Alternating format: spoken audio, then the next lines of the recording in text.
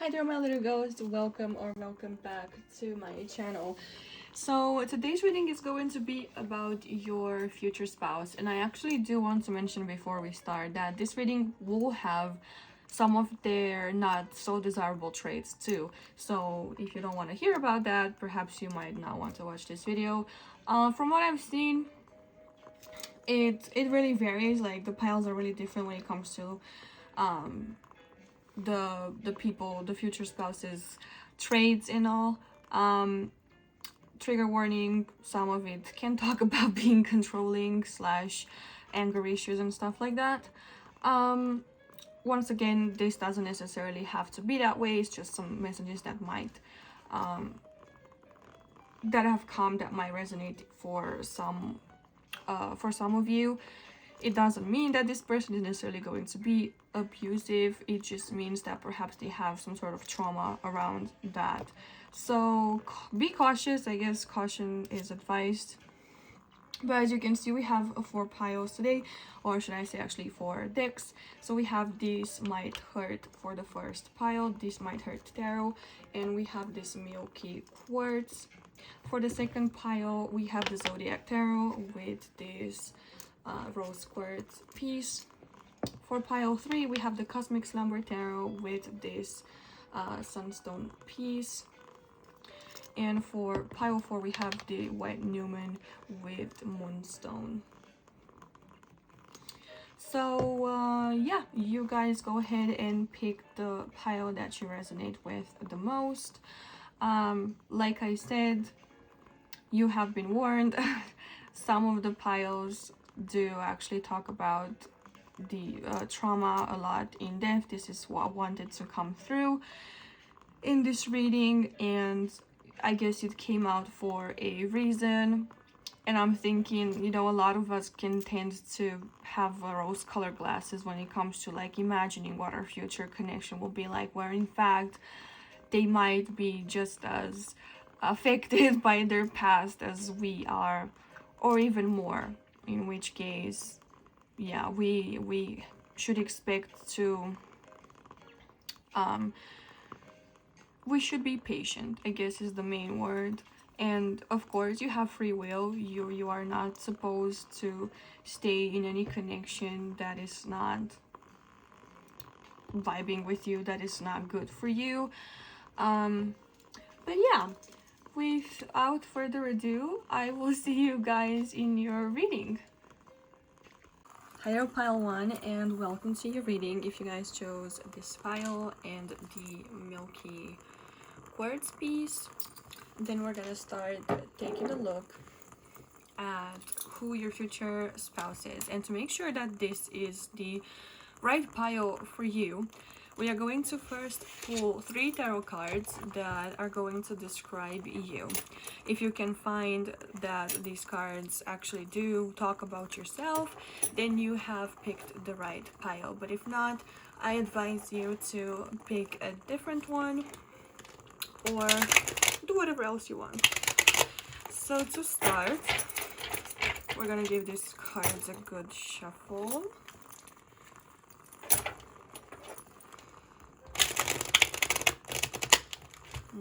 Okay. So let's see, Spirit. Can you please give us 3 cards that describe pile 1? Alright, so to start, we have the Tower.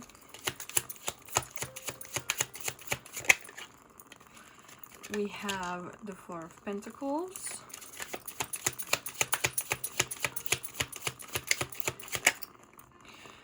And we have 2 cards here. I'm gonna take the top one. And we have the Empress. And this is interesting to me because before starting the reading, before starting to record, and now as I was dealing the cards for your oracles, I actually kept envisioning the Empress card, and it's interesting to see it actually popping out. So pile 1, you guys definitely have a pretty intense energy, I would say, especially because we have 2 major arcanas present here. Now the Tower is the one that got my attention the most, because I feel like you guys might be ruled by Mars in your birth chart, or have really intense placements, and Scorpio is one that pops up in my head, and also a little bit of Aries. I feel like you guys are not afraid to start over, and I feel like you are not afraid to the word banish came to mind. Banish people from your lives when they do not show you the proper respect, and when they don't follow through with their words, and especially when they don't follow on your boundaries. So I feel like you are someone who definitely doesn't have a problem showing other people how you want to be treated, and even the closest people to you get this treatment just because you know who you are and you know what you deserve. This is really beautiful, but at the same time really intense, and I feel like not everyone may understand this point of view. And you might hear the comments like, for example, oh, but you've known this person your whole life, or oh, but this person is someone important from your family, you can't just kick them to the curb. And you're like, watch me watch me do it. Now with this Empress here, this is a lot of feminine and creative energy present. You might also have a dominant Venus in your chart. For some reason I'm also getting Virgo energy here. But the most intense thing that is coming through is that you are not afraid to show your feminine side, and you aren't afraid to show to people that all the empathy and all the goodness that is coming from you to them can be taken back in an instant, and you can prove to be quite vicious or dangerous, or not in a bad way, but when it comes to protecting yourself, you can be unforgiving. And I feel like people really look up to you. I feel like you really are viewed as an empress, as a total queen because of that. Because I feel like people realize, even by just looking at you sometimes, that your boundaries are really strong, and that they are, or yeah, they're out of your league, or you're out of their league. I don't know which one resonates better, but basically that they don't stand a chance with you, especially if they feel like half-assing the type of relationship that you guys would build. I feel like for this reason you guys might be lonely a lot of the time, or not feel lonely, actually be alone and prefer to keep to yourselves than have half-ass relationships in which you aren't valued, and in which things don't really go in depth as much as you would want to. I feel like you almost keep to yourself and have a really small circle because you know what you can offer, and you have decided not to give yourself to people so easily, because I feel like you're the type of person who can see the good in others, but most people can't necessarily see the good in yourself. And I feel like perhaps you have been criticized for a good part of your life by most people around you. Maybe you have, in love, for example, even given chances, or in friendships, you've given chances to people whom pretty much everyone else has deemed as a lost hope, or a lost, yeah, you know, they deemed them unworthy or whatever. Don't bother with that person, they're pretty fucked up. I feel like you're the person who's like, nah, they have a bright soul, and I see potential in them, and I can see that even though people may have had potential and you might have given them a chance because of that, it doesn't mean that they're gonna act on that potential. And just because you chose to see the good in them does not necessarily mean that they saw the good in you, and they might have really overstepped their boundaries and made you feel less than. So I feel like that toughened you up and turned you into this tower energy when it comes to others and allowing people to build something with you. I also can see with this Four of Pentacles that you are someone who holds tightly to those that actually have proved themselves worthy, and those people around you whom you find valuable and that actually brings something to your life and enrich it instead of just taking away from it. This might translate into you being clingy, actually. So the stuff exterior of yourself with those who are close to you, they actually know that you have a soft core and that you can be pretty clingy. But this could also be an energy that you might have experienced in the past. For example, holding on to things that weren't meant for you anymore, even though you kind of realized that they weren't meant for you anymore. The kind of relationships that started going south, and you still held on because you really treasured human connection and you really wanted to see and to hope that things will improve. So pile 1, if you find yourself in this description, then we're gonna go ahead and look at your person, and we're gonna talk about a lot of things today with them, because we have oracles. We're gonna look at the tarot right after. I also have songs and signs prepared for you. We're also gonna pull charms, and might also pull physical attributes. So a lot, but that's just because I noticed that these types of readings are really enjoyed by the community, so I figured why not. You can always find more details. So to start, your future spouse is being represented by the Miser, stubbornness and inflexibility. And don't feel like the cards that I'm pulling are daunting, because I will explain how they kind of play together.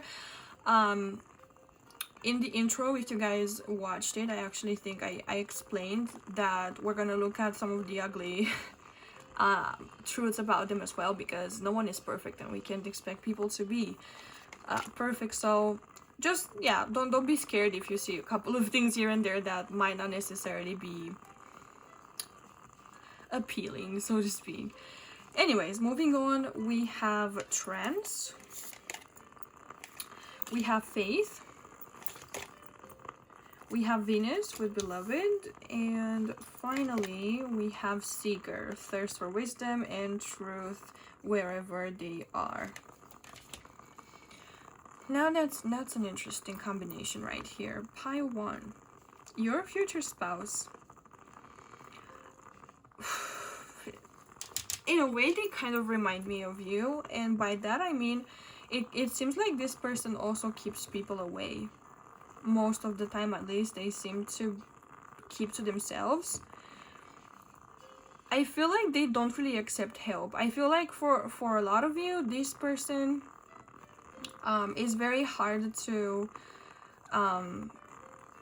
truly understand. I feel like they don't really show their true self to just anyone, and they don't really talk about their problems. Even if you are close to them, you might still not be able to know about what's going on in their head, and their head might quite literally sometimes look like absolute chaos, like just a vortex, a black hole of things spinning around and taking them nowhere good, at least. This person is also really stubborn in not sharing their life experience, and it's almost impossible to change their mind unless they actually have the revelation and they change their mind themselves. You can't really make them take advice or open up. But don't worry, there's more to them, and as the relationship evolves between the two of you, obviously this can get solved, but we'll talk about that later. I want to say, it seems like this is the type of person who, once they have their mind set on something, it seems like it's impossible to deter them. This is giving me a lot of Taurus energy and also a little bit of Scorpio. I feel like this person really enjoys delving into the deeper meaning of things, and they're not necessarily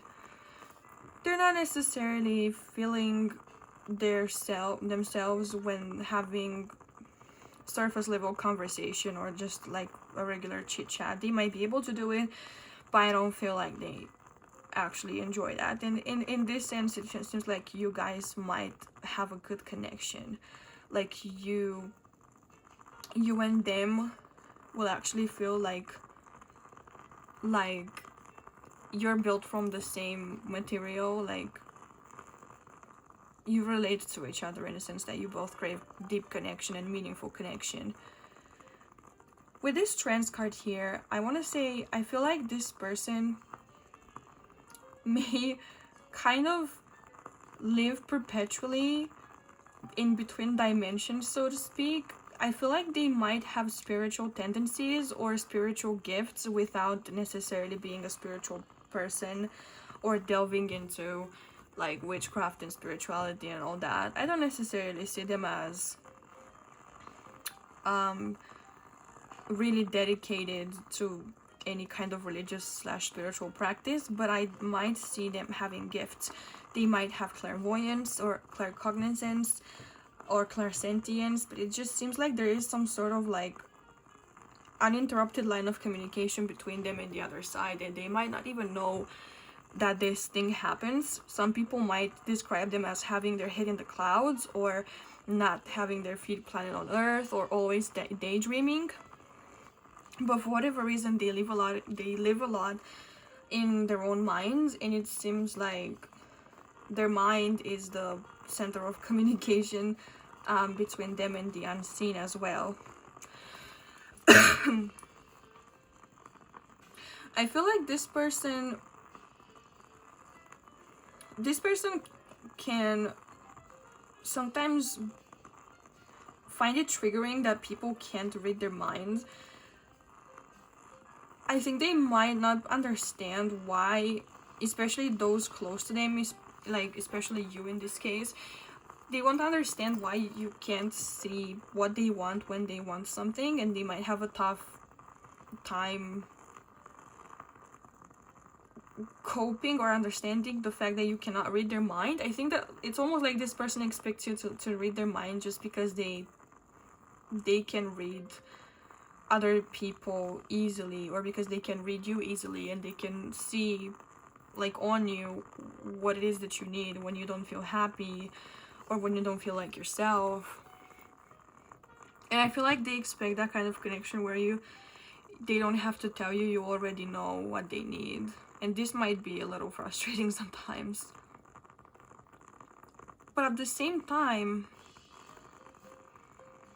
I feel like this connection that they have with spirit, with God, with the unseen, is also allowing them to constantly renew their faith that things will work out in the end. And I feel like their faith might be the one to eventually break their facade and allow them to open communication with you and with those close to them. I feel like they at some point, the only thing keeping them planted on this planet is going to be just faith. It seems like belief or faith or having trust in someone else and in someone bigger than them is the only thing that will make the world make sense. Because I feel like this person at some point has loved so deeply, especially as a child when you're innocent and you come on this planet and you don't realize that some people can have bad intentions. I feel like they were almost like broken, or their view of the world might have shattered the moment they realized that not everyone has their greatest good in mind, that not everyone is love and light, quote unquote. They might not even have known that expression necessarily, but you know what I mean, that when you're kids, when you're innocent, you don't know that there are some quote unquote bad people out there. And it's not necessarily that people are bad. It's just that people have trauma and not everyone is working on that. And I feel like with you, perhaps this person can start to learn about what trauma is and how to unwind and how to cope and treat such things when they come up, instead of just allowing this spiral to happen. it seems like confiding in you and confiding in the divine are the only outlets for this person to mature in this life in a way, and to grow and to finally get to their happy place. Also pets, like pets might be significant. Contemplating, you know, contemplating, daydreaming, thinking a lot, and sometimes this leading to spiraling is a big thing for them. I feel like they might, if they have pets, if they love pets, which I feel like they do for a lot of you, they might talk to their pets when they don't have someone to confide in, because I feel like, yeah, they would rather do that than confide in people. The moon might be something they relate to a lot, and Cancer energy comes through pretty strongly here. Cancer, Pisces, Scorpio, and Taurus energies are very prominent. I also want to talk about, with the Seeker card here, thirst for wisdom and truth wherever they are. Like I said, this person is a deep thinker, and this Scorpio energy that's coming through allows them to want to go deeper and deeper and deeper, and try to answer some questions that not even humanity was ever able to answer. And I feel like the divine will allow for this to happen in time, but I feel like they're gonna have a little bit of a challenge staying planted in reality. So this can be a challenge, staying grounded while contemplating the infinites of life. I feel like this person really wants to find their place in the world and to understand how they fit in and why they are here. They might ask themselves a lot, like, why am I here?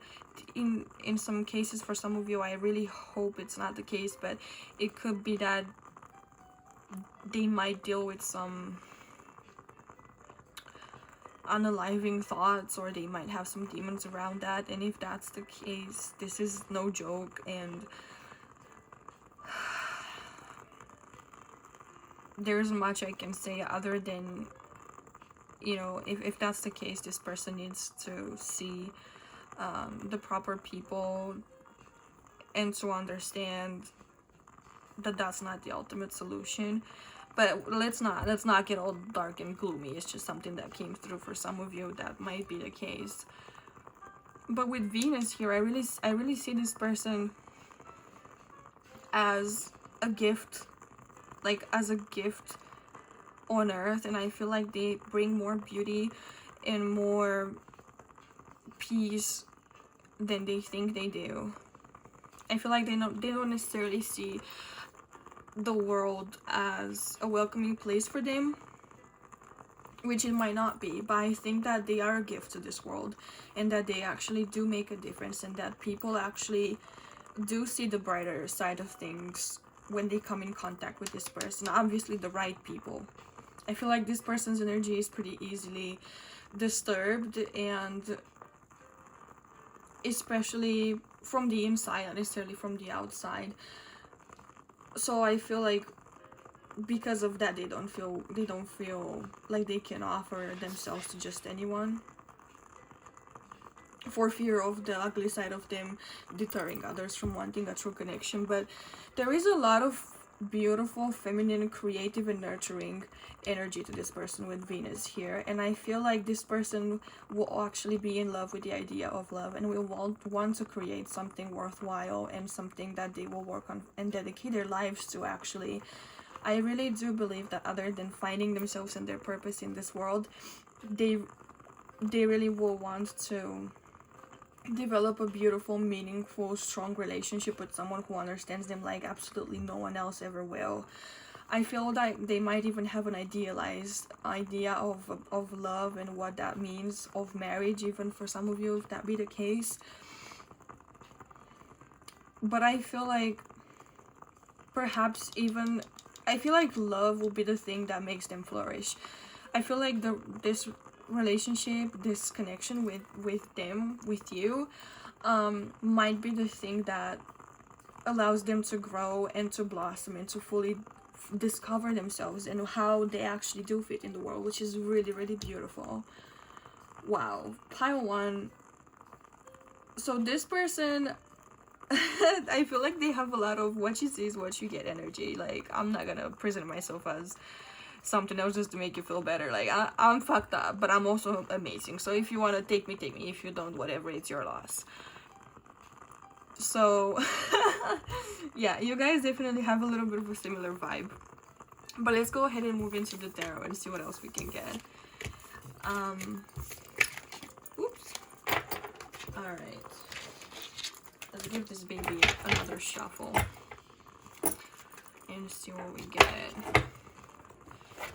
Spirit, what can you tell us about pile one's future spouse? What more can you tell us about them and their relationship to pile one?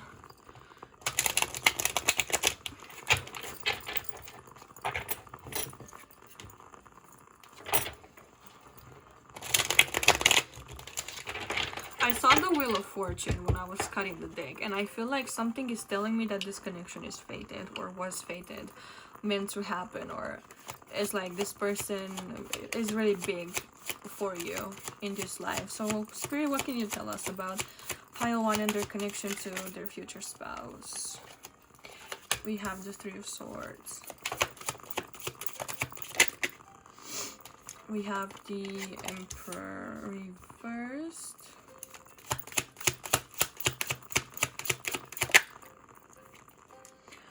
We have the Hanged Man reversed.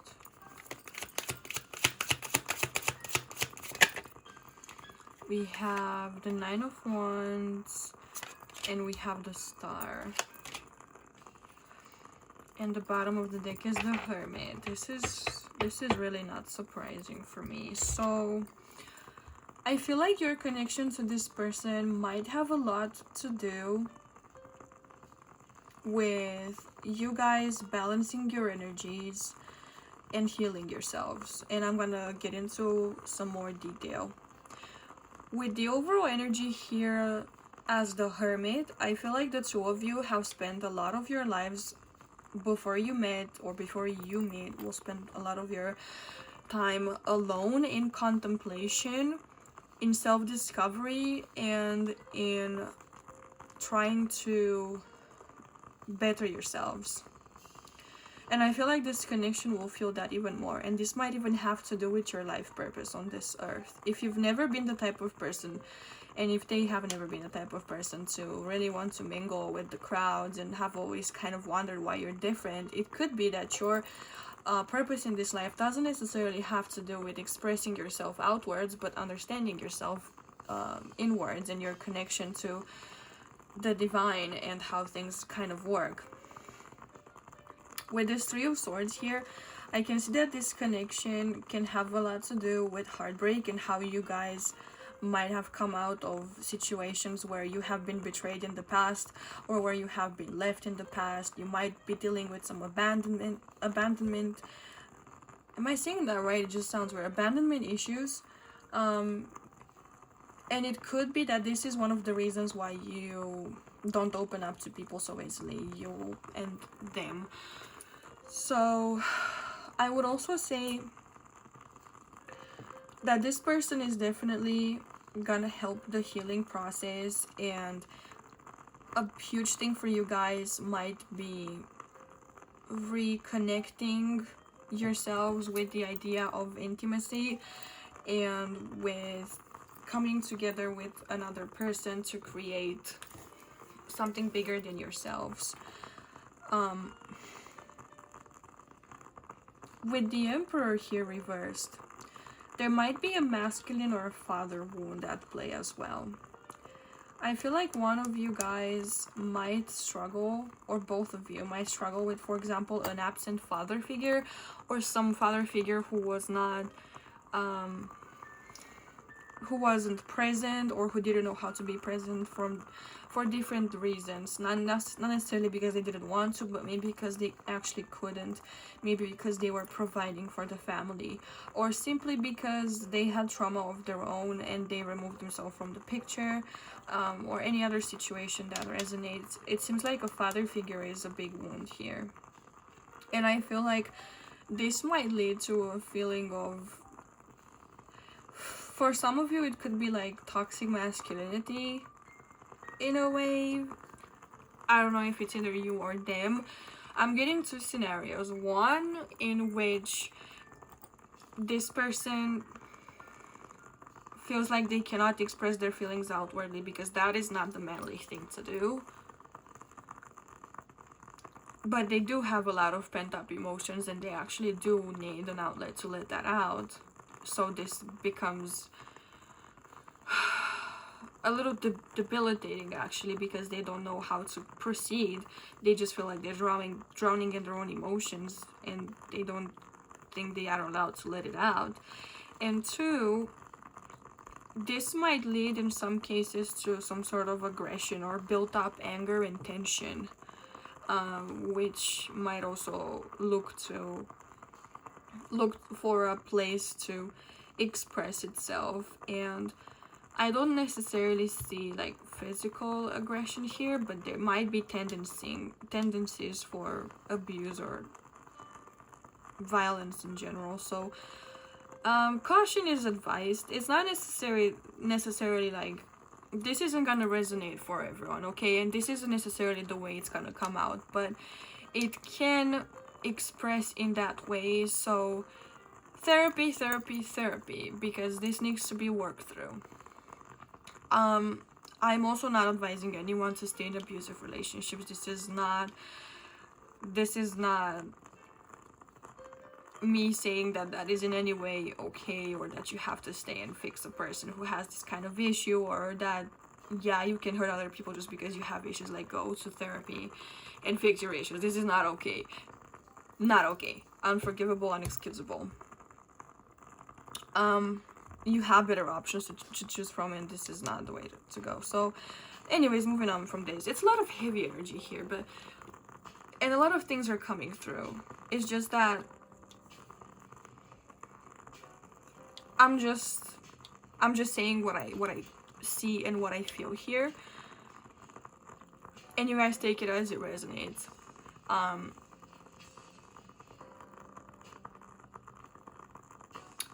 Let's move on because this is getting difficult to explain. So moving on to this Hangman reversed. I feel like for a lot of you, before coming together, you guys might have lived in some sort of limbo. And I feel like you did not know for sure what you're meant to do in this life. And that you kind of just saw things differently from anyone else and didn't really choose a path for yourselves because you didn't know what path you're supposed to walk on. And I feel like for a lot of you, this is a path that you're meant to kind of forge yourself. And for some of you, it could be that at some point you actually do find that other people have walked this way that other people have walked alone too, and have kind of vibed with the energy of the lone wolf. Okay, looking to kind of build your pack, but being picky, choosy about it because you know your worth.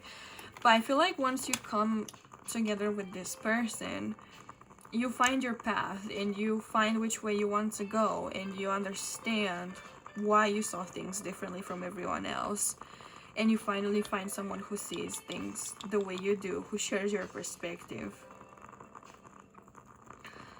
I also feel like this connection sometimes can feel overbearing in a way. Like there is a lot of energies, there is a lot of ambition, a lot of desire. And with this Knight of Wands, I feel like at some point it can become a little tiring. And I know that so far it seems like this reading has been a little on the heavier side, but that doesn't mean that the whole connection is gonna be like this. It just seems like the connection between the two of you guys seems to serve this huge purpose of healing in general, and that all these energies that you guys have accumulated across different, across the years, are finally coming out once you are with this person, because you feel at peace and because you feel at ease, and you can actually relax with them and be yourself. And I feel like years of repression and trauma accumulated in your childhood and then in your teenage years perhaps, are finally finding an outlet, someone who is gonna hear them, who is gonna validate them. And this is why they come out. It's not necessarily, I really don't see this person bringing the worst in you just for the sake of it. I don't feel like they have a negative energy in that sense. I just feel like the two of you were meant to kind of purge together. So a lot of fire energy also.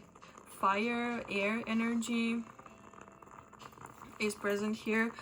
And I feel like, yeah, since air kind of basically fuels fire, it's like you guys can really trigger each other, like can trigger the hell out of each other. But that's the point. I feel like at some point you might even wonder, why am I with this person, even though it feels right to be with them, and you keep kind of gravitating towards them. You can't help but wonder why, if you guys trigger yourselves and each other so much. And it's exactly because that's what's meant to happen. You guys are meant to purge. You guys are meant to bring up that trauma together and fix it together. And with the star here, I really think that there is a lot of opportunity for you in this connection to actually heal, and there is a lot of hope for things to get better, and you guys are together looking towards a brighter future, even though the present or the beginning of this connection might feel like a constant, not a battle necessarily, but it might just feel like you guys have to face a lot of demons. And it might seem like this connection can be shrouded in some darkness at first, but see, with this Hermit here, it's also that the more you understand yourselves, the more you can bring light into the situation. And there's also the divine and the faith that you have in what you feel to guide you, to tell you, yes, you are on the right way. You might not be able to see your surroundings very well, but if you have faith and if you keep looking and understanding yourselves, you can make it out of this darkness. This is not gonna last forever. Just follow your intuition and follow your heart and what you feel is right for you, and you will come out of this on top. So I feel like there is a lot of hope that is guiding you guys. And once again, under the Hermit, we have the Wheel of Fortune. So this is a destined connection. This is something you guys have chosen, if you believe such things, even before you guys incarnated on this planet. I feel like you might have known this person across lifetimes, and that you might have intricate stories and intricate experience with them, with their soul, with their energy, and they might even appear really familiar when you guys meet. If you guys are into astrology and if you check your birth charts, there could be placements to indicate that this person was destined to appear in your life, or that you guys have had a past together. So I would check the north nodes and the south nodes in your charts to see if that is the case. But just the feeling of, I've known this person longer than I actually do know them, will most likely be present here. But with this out of the way, I actually want to go check some charms for you guys and see what the charms can add to this. Once again, I want to say, with the charms and the songs and the symbols and everything, not everything is going to resonate. Some things will, some things won't. Only take what resonates. So this is going to be a little loud, so you guys might want to turn your volume down, because I'm going to give this a shake.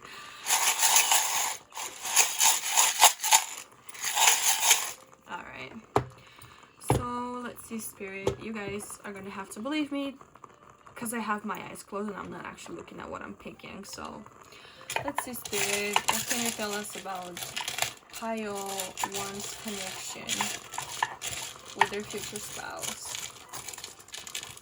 Alright. So that's what we have. I'm gonna pick this up one by one and get into it. Interesting. So I actually want to start with this fox, and in the beginning I thought it was a wolf, but I think it's a fox. And I think that this connection sometimes can feel a little difficult, since you guys seem to be very good with words and you can be quite manipulative. So I would be, or like if you want convincing, you can be quite convincing with your arguments. It also seems like, I would say, you or them can be someone really ingenious and find unusual solutions when a problem appears. So that's one. We also have this Eye of Ra. I'm not sure if it's Ra or Horus, but I think it's the Eye of Ra. This is telling me that this connection is protected from outside intrusion in a way. I think that this connection is divinely guided, and that it will serve its purpose as it was meant to. And even if you guys choose to separate or something like that, I feel like there's an overall general feeling in this connection, like you will feel drawn to this person again, because there's stuff you guys need to figure out together in this lifetime. And I feel like your guides are looking over you, and everything makes sense if you try to think about it. Okay. Next we have a couple of fairies, which is really interesting. And I feel like you both give off the vibe that you are out of this world, or you feel unreal, or I feel like both of you kind of lived with this idea that you might have been daydreamers, and you might have believed that, you know, love like this doesn't exist, like it's only real in fairy tales, but you guys are really fairies. And this is your tale, so your tale is pretty much a fairy tale, right? Like, anyways, so this connection might feel unreal. This person might feel unreal to you at first, and you might seem like the same to them, just because you never thought it could be this good, or that you could vibe this much with someone, but at the same time have to conquer such huge dragons, right? Dragons, for whatever reason, might also be significant. With these nuts here, pun intended, with these acorns, actually, I feel like you guys are both gonna plant together a strong foundation for your future, and I feel like nothing will be able to take it down other than yourself. So only like from within will this connection be able to burn to the ground. I don't feel like anything can set you guys apart once you are together, and that you will really grow beautifully together. We have a couple of feathers. Okay, we have a feather and a wing. So feathers might be an important sign for you guys. For example, you might see feathers when you are around this person, or when this person is thinking about you. And with this angel wing, I feel like, once again, this connection is divinely guided, and that it will bring you peace when this trial and tribulation is over. And I also feel like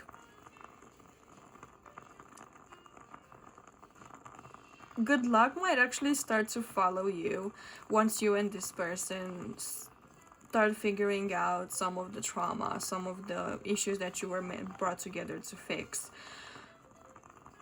So I feel like I would look out for, you know, things going right when you guys figure, for example, oh, so we have trauma around money, and here's how we're gonna kind of go about it.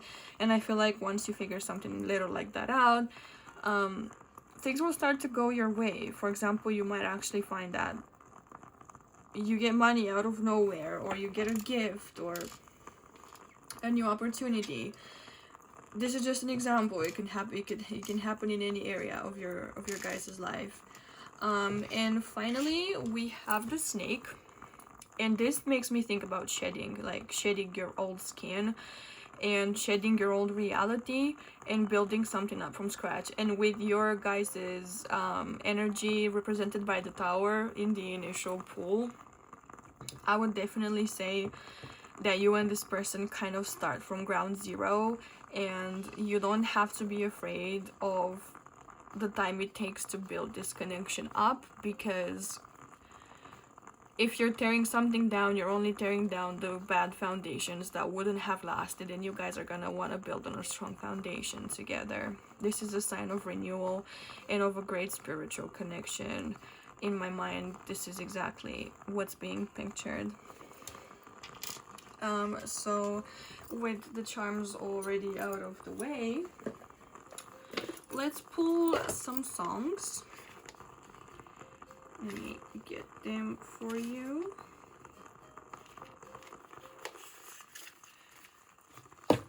Alright, so let's see some songs that can vibe with pile 1 and their connection with their future spouse. Ooh! We have Middle of the Night. Okay. We have Katy Perry, Dark Horse. Egyptian mythology might be something you guys vibe with. We have Shakira, Can't Remember to Forget You. So I feel like, yeah, this connection is definitely unforgettable. And we have Becky G, Todo Cambio. If I'm correct, I think this means that this is literally the Wheel of Fortune, so what goes around comes around. I'll put you guys a couple more, why not? We can afford songs, can't we? Alright, can we get a couple more for pile 1? I feel like Spirit says that's all, but I'm being stubborn, so who knows? Okay, we also have CC, so double yes here. And let's see, one more. Can we get one more? You guys might both say yes to each other. Oh yeah, because the lyrics of this song are actually like, don't tell me no, tell me yes, yes, I think. And we also have airplanes, so you guys think that however resonates. You guys might need to travel, or you'll travel a lot together, or travel to see each other. Okay. And we're gonna pull some signs now. So Spirit, can we get some signs for pile 1? We have Heart. Oh my god! Okay, so I'm biased at this one. I know I'm biased because I love Pirates of the Caribbean, but I have, when I pulled Heart, I literally got tears in my eyes, and I'm thinking of the Heart of Davy Jones. If you guys know the movies, you know what I'm talking about. We have Lock. I cannot make this up. I'm sorry, I can't make this up. And if I get the key next, because if you don't know the movies, which is pretty impossible, I think everyone knows Pirates of the Caribbean, but this character, this captain, Davy Jones, basically locks his heart in a chest because he refuses to feel the misery of having betrayed the love of his life, whom, yeah, he had basically dedicated his heart and his life to, just because. And this whole thing happened, well, you have to watch the movies, but for you guys, the heart and the lock could be signs. You might be into Pirates of the Caribbean, why not? You have good taste in this pile, apparently. And we also have Cage. Oh my god. And one more, Spirit, can we get one more? And we have the letter D, which, take it how it resonates. I heard she wants the D. Anyways, and with Cage here, their name might start with a D, or your name might start with D. With the Cage here, once again, I feel like you might feel like you have your heart caged right before this person shows up, and that this person sets you free from your cage in a way. There's something about freedom here anyways. So I don't remember which ones these are. We're gonna pull like this person's. Okay, these are the sexy time ones. We're gonna pull some physical traits to see what this person might look like. So let's see. What might pile one's person look like? Spirit. Alright. So to start, we have modern. So their style can be modern. Or they might be from the modern world. I don't know why I said that. We have beautiful eyes. We have regularly visits the salon. So a well-groomed person. Or likes to be spoiled. I also got that. And we have loves accessories and or jewelry. So okay, that's some physical stuff. I'm also gonna pull you guys these. Like, I cannot not pull these for you. These are sexy time notes that I made, and they talk about what kinks they might have or what they might like in the bedroom. So yeah, we're gonna pull some of these too. I'm gonna do 4. 1, 2, 4. I have 2 here. So let's see. What might pile one's future spouse enjoy? Yeah, I'm doing it with the lights on because they like watching you. We have something about your mouth.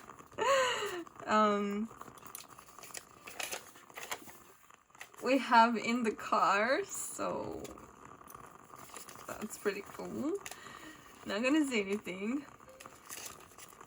And we also have being admired. Oh, and I also heard praise, kink praise. So yeah, they might have some of these. But I think that is pretty much it, pile 1. I really hope that this reading resonated for you and that it brought you some sort of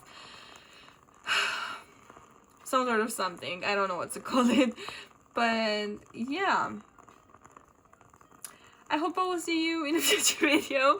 Don't forget to like and subscribe to the channel if this has been informative or enjoyable. I would really love it if you guys would also check out my other social media. You can find me on Instagram at The Graveyard Ghost Official. I have a secondary YouTube channel on creepypastas, so if you like creepy stuff, I actually do write creepypastas, so you can find some of my stories there. I narrate them myself. It's The Graveyard Ghost Creepypasta on YouTube, and I'm on TikTok as well, but I don't really use it that much.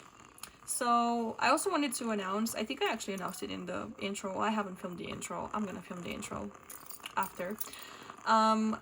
Also, I'm working on a new tarot deck. Some of you guys might know that I have an oracle deck, which is not here, but which is basically part of my oracle deck. So if you guys want me to bring that back, I'm actually thinking of doing that. And I'm also working on a tarot deck, so I'll give you further information in the future. Oh, and I do offer personal readings, so if you guys want to book one with me, the link will be in the description. You can find every detail you need on Etsy under the reading that you guys might want. So thank you once again for being here, and I hope I'm gonna see you very soon again. Bye!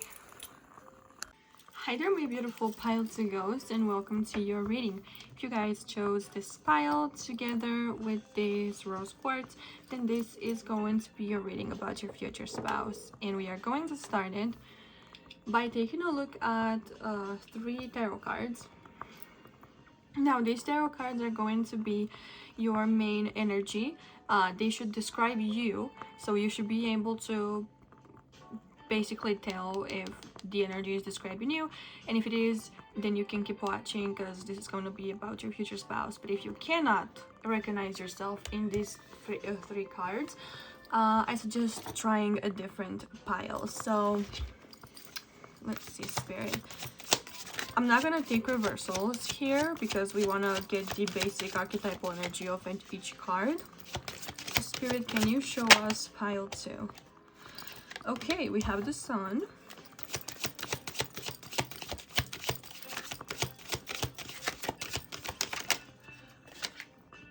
We have the Nine of Wands. Ooh. And we have the Ten of Swords.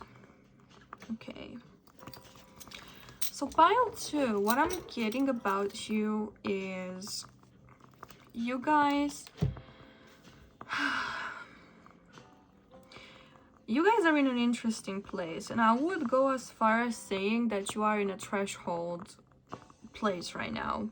You're kind of in between worlds, in between situations, in between situationships, in between chapters of your life.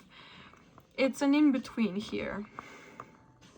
I feel like you guys are saying goodbye, or have recently said goodbye, or will say goodbye soon to something that was not serving you anymore, something that was burdening you instead of helping you grow, that you couldn't possibly keep on your shoulders anymore. This situation is like a final stand for you, like the last drop of energy that you have to spend on something you seem to be really passionate about. But ultimately, I see this ending, especially like mentally for you guys. It seems like you have run out of resources to defend this thing, or to stand up for this thing.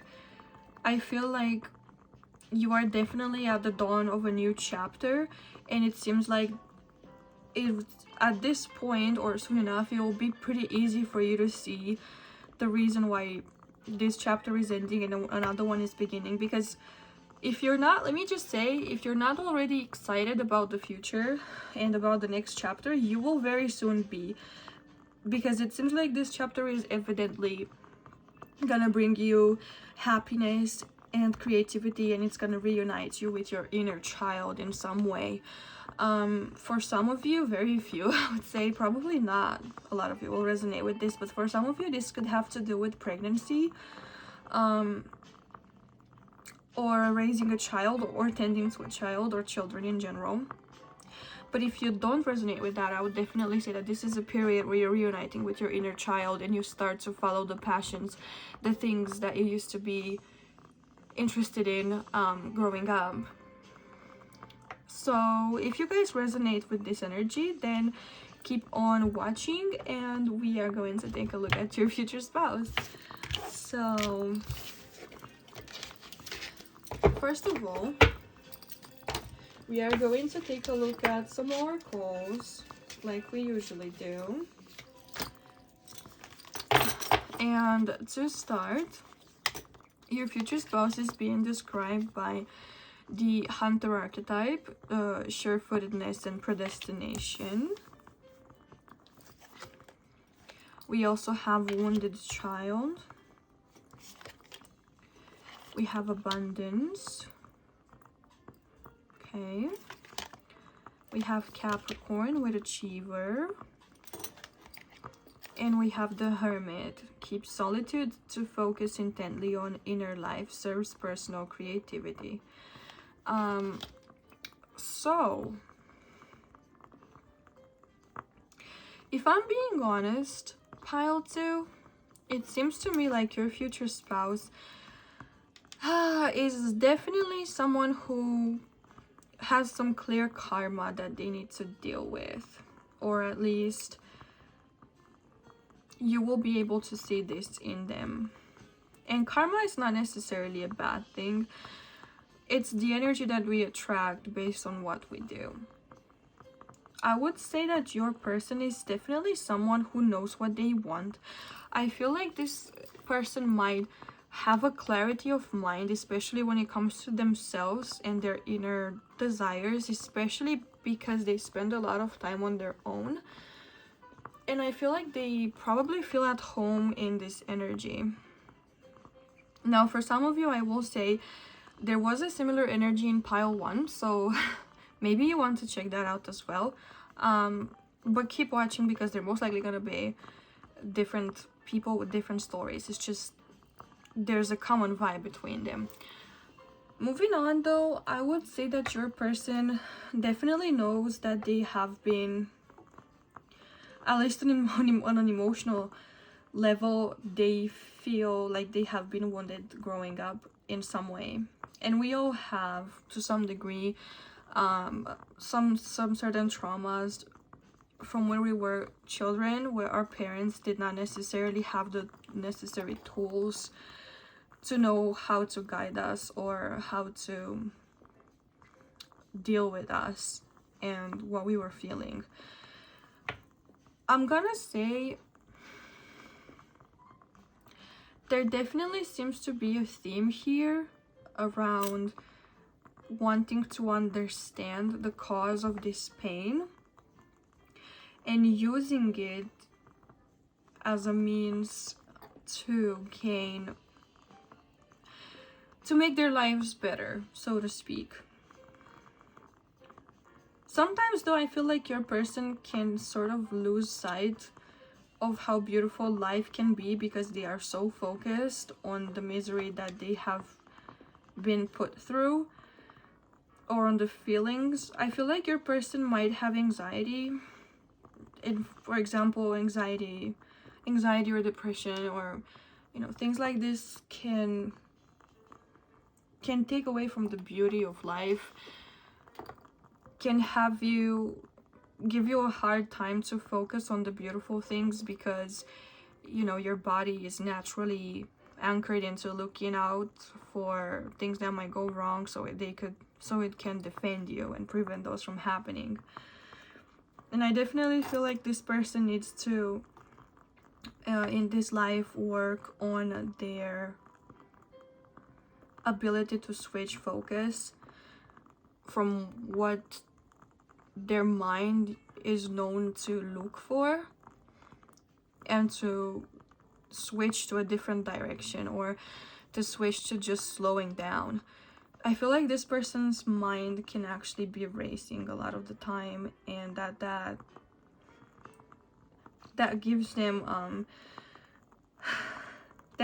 hard time staying grounded, I would say. But nonetheless, there is a lot of desire here to overcome this difficulty.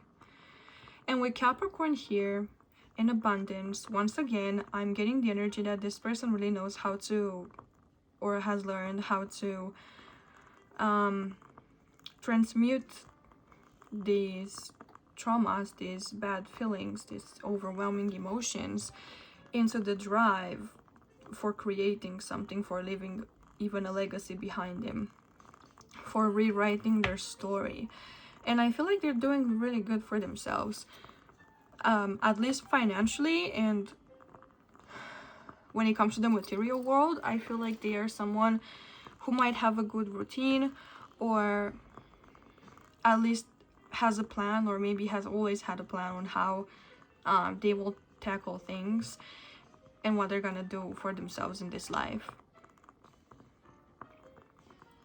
They definitely have a calling to do something greater than themselves and bring themselves to a better place. They know that they deserve happiness, and I feel like they will stop at nothing to get it. And there's something here with the cards that you guys receive that I feel you have in common with them. When it comes to children, either both of you need to work on your inner child to heal some of this trauma, or it could be that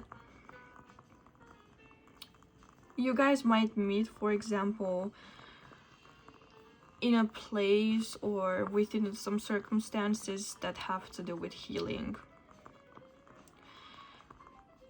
I'm not gonna say that you and this person will have like a therapist and client type of relationship, but maybe it will start like that. Like, that's not really ethical, so most likely, like, most of you won't have that. But there's something here about you and them having to deal with children or the inner child of yourselves. I actually kind of want to get into the tarot already, to get some more details on this, because I'm not getting much more. And once again, the messages that I'm getting are pretty similar to pile 1, so yeah, if you want to check that out, if you feel drawn to it, definitely give it a shot.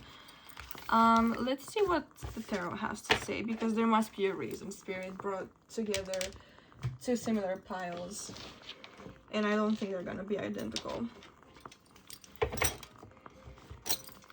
All right, Spirit, let's see. Can you tell us more about pile 2 and their relationship to their spouse? Come on.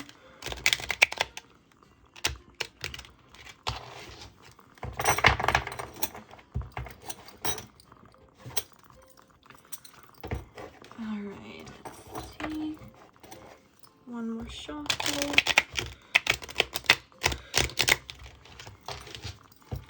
What can you tell us about pile 2 and their relationship to their future spouse, Spirit?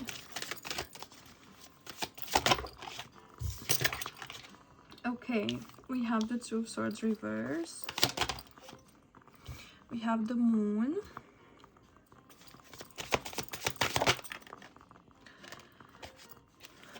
We have the 10 of Pentacles.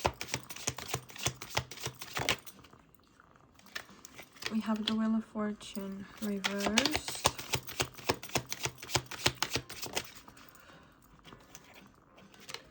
And we have the King of Cups. In the bottom of the deck energy is the 2 of Wands. Okay. So what I want to say first, looking at your cards, I definitely feel like the 2 of you will come together and plan a better world for themselves, for yourselves. I feel like you and this person will want to build something better because you both understand that you deserve better than you've had, and you kind of want to rewrite your stories. I feel like maybe there has been a time in your lives where you were telling yourselves that, oh, if I were to deserve more, then I would have more, and God or like the universe would not have forgotten about me, and they wouldn't have put me through these shitty situations and circumstances. But clearly I'm not worth more. But you are, and I feel like there's gonna be a change of vision when you and this person meet. I feel like the first thing that's gonna happen is you guys are gonna change your minds. Maybe you're gonna even have like the basic ideas or the opportunities to build the foundations for a new mindset, you know, like maybe life isn't supposed to be shitty for me, maybe I can want more, who knows. And I feel like with this person you're gonna start actually sharing these thoughts and be like, you know what, maybe we should give this a shot, and start like making plans for the future together. With this 2 of Swords reversed, I heard paths crossing, and I feel like this is, like I said, this is what's the word I'm looking for, a canon event, I guess, or like the point of no return, or the point where your life takes a sharp turn.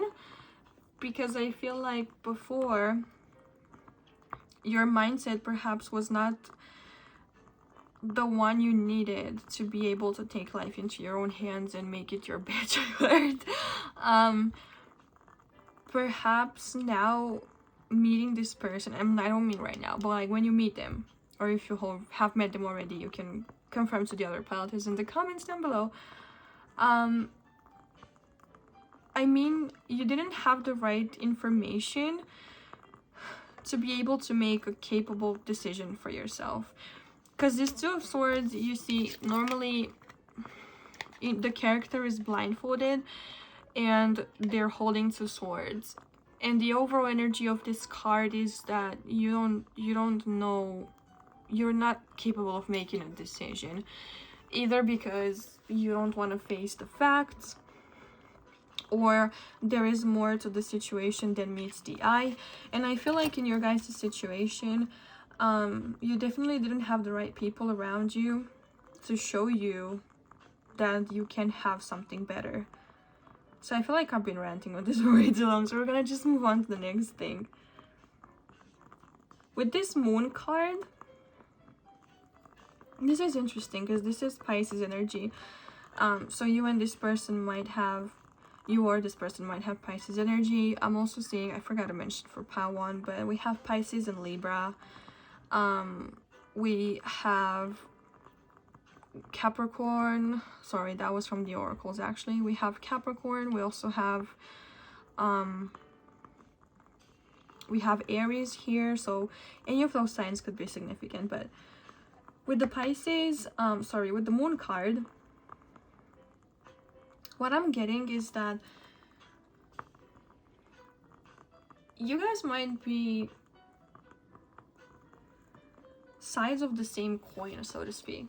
And there might be a feeling of you completing each other. Or you might think that you're really different, but in fact, you have a very basic, not basic, but a core common thing that unites the two of you. And I feel like when you meet this person, things are not necessarily going to be clear from day one. But I feel like as you walk with them on this journey called life, you will start to understand what's awaiting the two of you and the reason why you guys are coming together. I definitely feel like this person is going to help you shed some of the illusions and some of the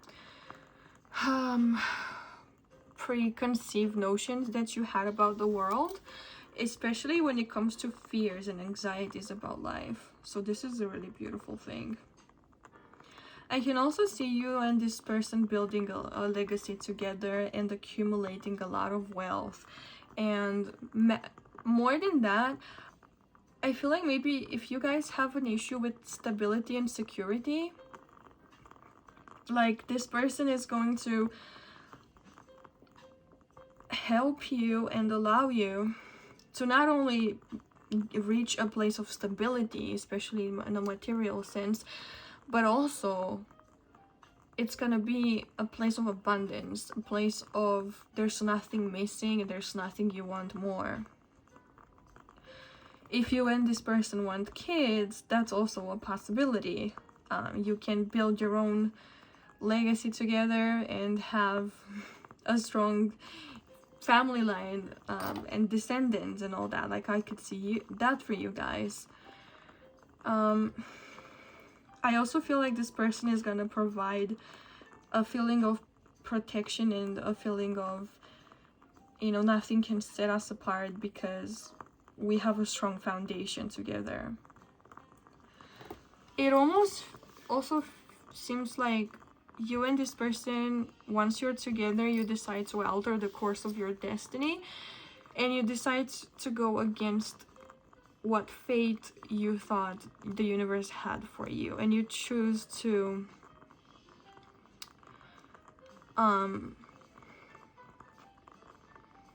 stop listening to the same stories you've always told yourselves and start writing a new one.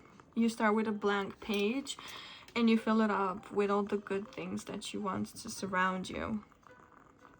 There is a lot of high achiever energy in this pile, and a sense of grounding from a place of fear and anxieties into it. I feel like this person would literally be like an angel to you, or you to them, or mutually you might see each other and one another like that. There's also this like angel and demon imagery in the Wheel of Fortune card here, and I feel like you to them and them to you, it's gonna be kind of like pulling each other down from, you know, when all your anxieties and your fears and your illusions and the stories that you kept telling yourself are taking over you. You know, they're gonna be the grounding force, the anchor that you need. And it's almost like you're the angel to their demons and vice versa. And while those demons might never actually go away, you definitely will find ways to keep them at bay a lot better and deal with them a lot easier when they come around. I'm getting really peaceful energy from this person also because this King of Cups is telling me that you guys will reach emotional maturity, and that this is going to be a really nurturing relationship, a really growing and nurturing connection, in which you understand where you come from and why things happen the way they do, and you develop the peace, the internal peace and the internal patience that you might have lacked in the beginning. With this Aries energy here, you develop these things to be able to hold space for one another when you need someone to listen, when the other one needs someone to listen to them, and vice versa. I feel like you guys are gonna reach a place where everything just clicks and you finally feel safe. It's the overall feeling that I'm getting from this spell is safety and peace. And if a lot of you are, rooting for that, because it seems like you're out of a rough patch or almost out of a rough patch right now, this person is definitely gonna feel like a white knight for you. Even though most of you probably don't want the white knight, you probably just want someone to fight the world with and fight your demons with, and this is really beautiful. So what we're gonna do next actually is we're gonna take a look at some songs and signs from this person.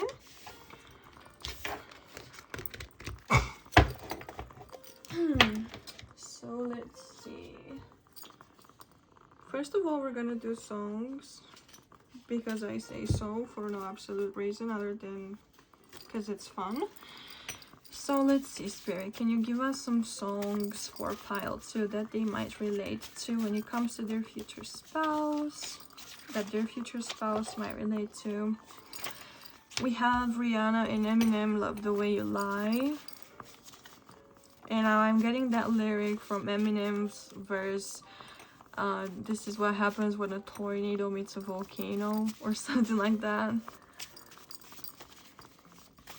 So let's see, Spirit, what else?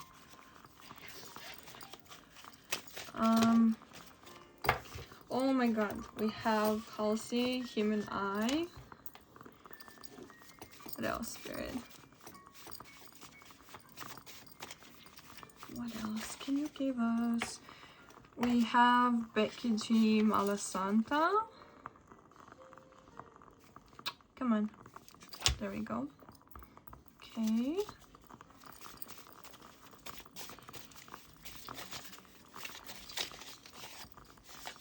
We also have Britney Spears, Outrageous or Circus. I'm gonna actually do this. Let's see. We have, Fall Out Boy, Light 'Em Up. And one more. In Maroon 5, Animals. Okay. So these are your songs. Let's pull your signs, and after that we're gonna do charms. So what signs would be important for pile 2 and their future spouse? We have the moon. We have broom. And we have the letter S, so their name could start with an S, or their name could start with an S. And moon and broom are making me think about the witch imagery, like the classic, typical Halloween witch imagery of, her riding on a broom on a full moon. So maybe you guys are gonna meet on a full moon, or like the moon phases could have something to do with you. They might affect you. In particular, and the broom almost makes me feel of like,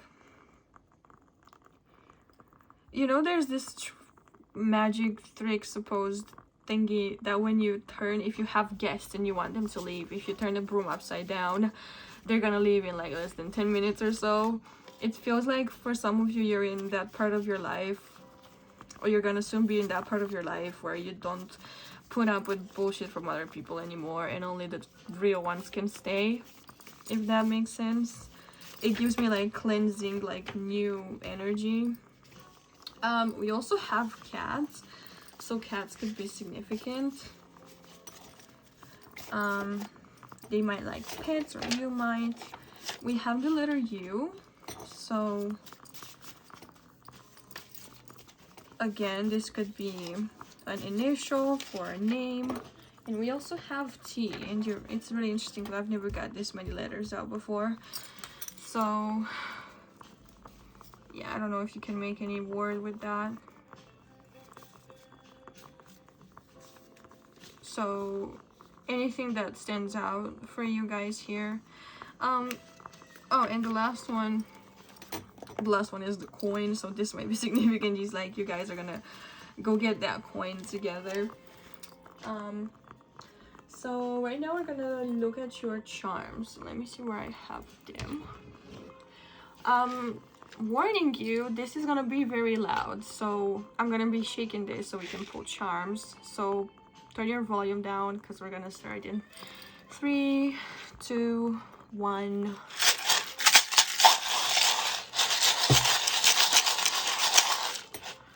Alright, so I'm not gonna be looking. You gotta have to take my word for it. Let's pull some charms for Pilot's connection with their future spouse spirit. Alright. So that's what we got. We got quite a few. So what do we have here? We have Made with Love. So I feel like, yeah, definitely the beautiful future that you guys are gonna have together is gonna be what's the word, not made from love, but like it's gonna come from love and from the dedication that you guys have sworn to one another and to whatever it is that you're building. We also have a seahorse, and this is really freaking beautiful to me because seahorses are known to mate with only one other seahorse, and they're known to stay loyal for life. So to me that means loyalty. You also can have a lot of children, but only if you want to. We also have this leaf thingy here, and you guys know, if you know, you know what this is about. I feel like this person will make you feel like you're high off of them, or vice versa, or your love will almost have you. It's like the connection between the two of you is what you've always needed to be happy. And that's not to say that you aren't your own person, or that they aren't their own person before coming together. It's like, you know that this connection was meant to be a huge part of your life and of you fulfilling your destiny. We also have this sword. It's a two-edged sword, so I feel like you guys are being advised to be careful with your words, because what you say might not be, you might not be able to take that back. And I feel like words specifically for them, maybe for you too, can be something that is not easily forgiven. We also have, I feel like, okay, we have a lot of like puppet looking thingies or doll looking thingies, and kind of they kind of look like children. So you guys might have 3 children. We have a girl and a boy, at least from the looks of it. And the third one, I don't know, you tell me what it looks like, but to me it looks like 3 children, and the third one looks kind of like the sun. So yeah, it could be a son or 2 sons. So if you want that, of course, it's not necessarily that you guys have to have children, but it could be something you work on. Like, you could have fur babies, for example, or you could have houseplants, or it could be that your baby is a business that you guys built together, or a house that you built together. We also have this locket thingy, and I feel like, yeah, you're definitely gonna hold the key to their hearts. I feel like this person is definitely not someone who opens up easily, but you are the one who has their heart forever. And again, like I've mentioned before, there's an anchor, so I feel like they're definitely gonna be your anchor, and you're gonna be theirs, and hold each other grounded when you feel like you're spiraling in your own heads. And we finally have this little scissors looking thingy. And this makes me think of cutting ties with your past and cutting ties with whatever has defined you before, and being able to start fresh. But if you guys want to take a look at them, and if anything from here gives you a different message and it resonates, feel free to take it. This is just my interpretation of these. All right, so what we're gonna do next, I'm gonna try not to lose this, is what we're gonna do next. All right, let me put that,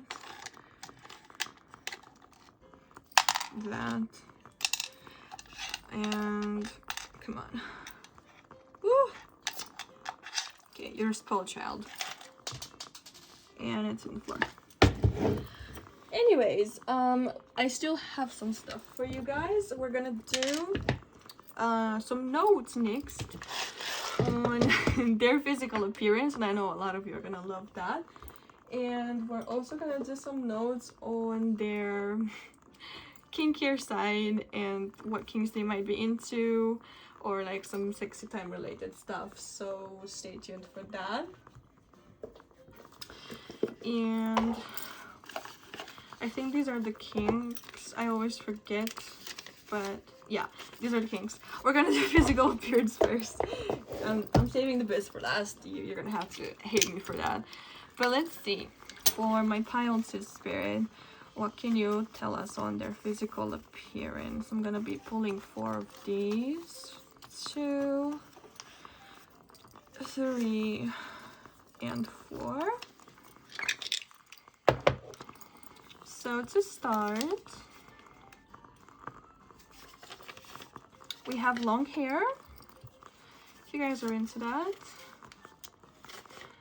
We have a strong build, so this person might work out.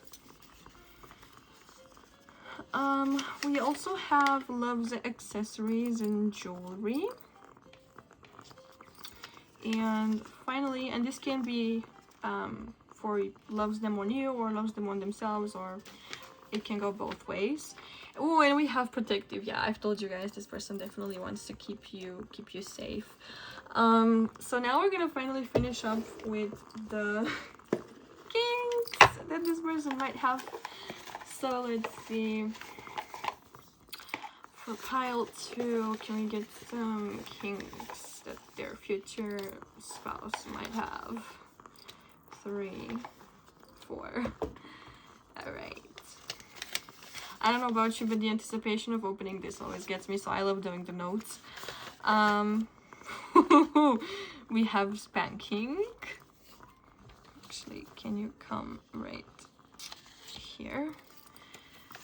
Okay, up next we have romantic, so they like romantic stuff.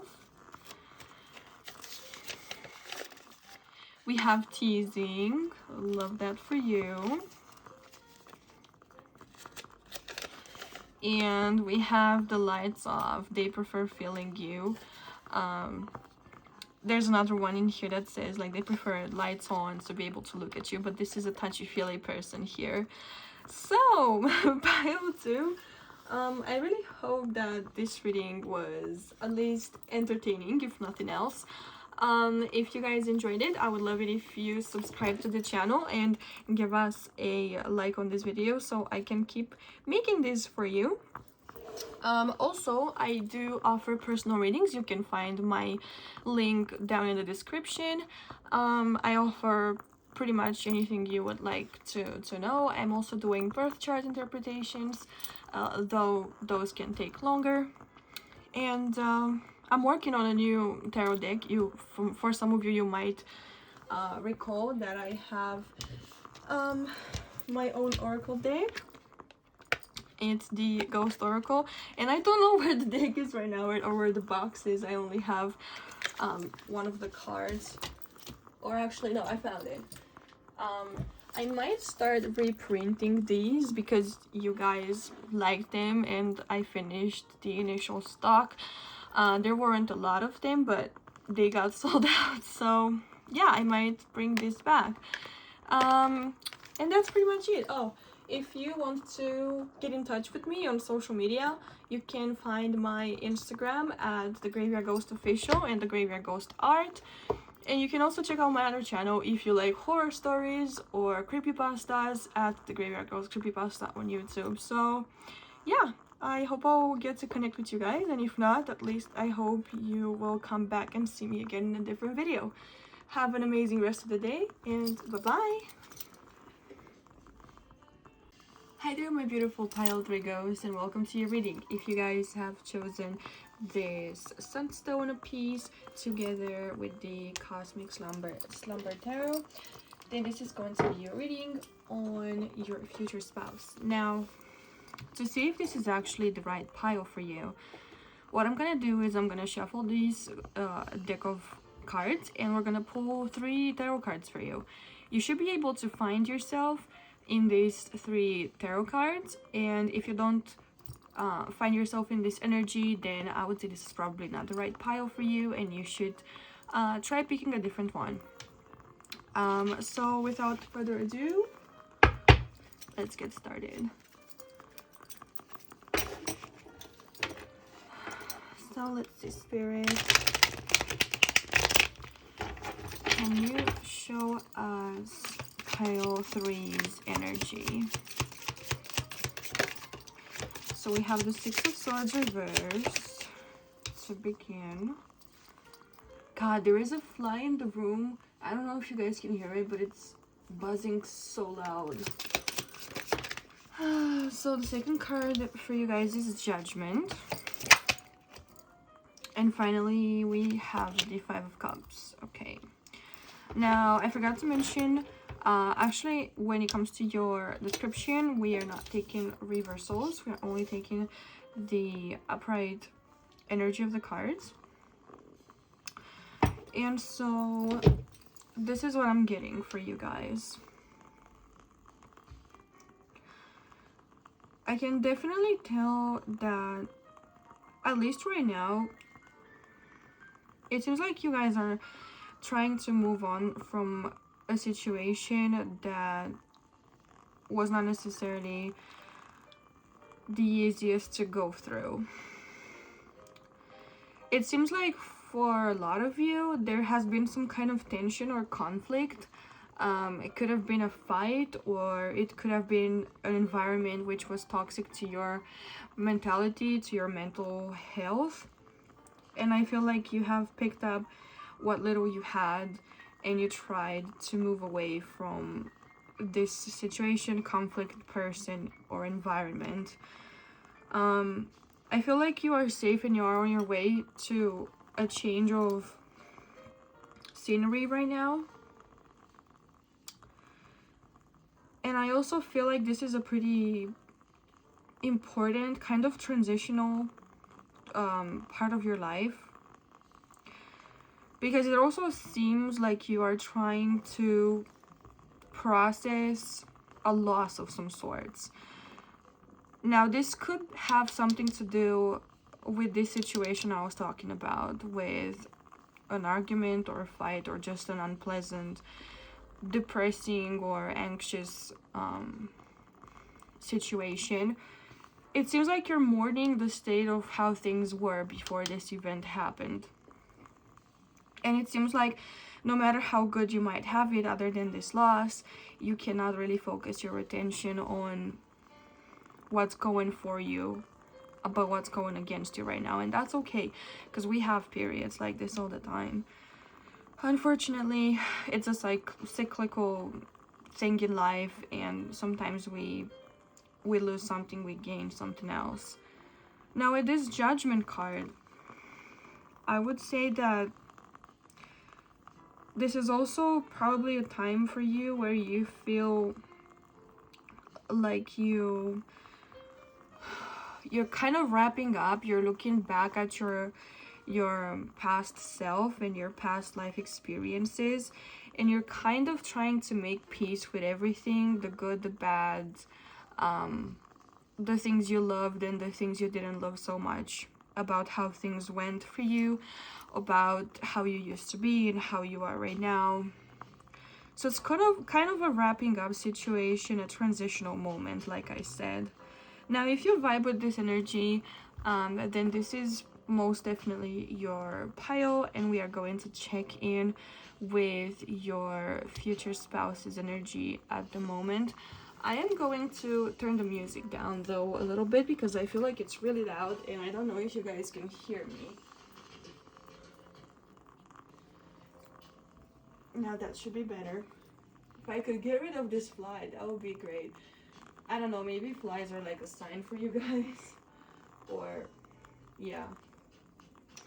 Maybe you have like a constant buzzing in your head, like you're still processing and kind of ruminating over the past events that have happened. But let's get into the oracle cards for your future spouse. These are going to be representing their overall energies. So to start, we have the diviner, divine timing, and evaluation. We have radiant, and I think actually this was meant to be center. I forgot how I lined them up for the other piles. We have the flower garden. We have descendant with invitation. Okay. And finally, we have storyteller, ability to experience and express life through stories and symbols. Very interesting imagery. So the overall vibe that I am getting for this person is that this is someone whom, when you are around them, it seems like you will feel as in you are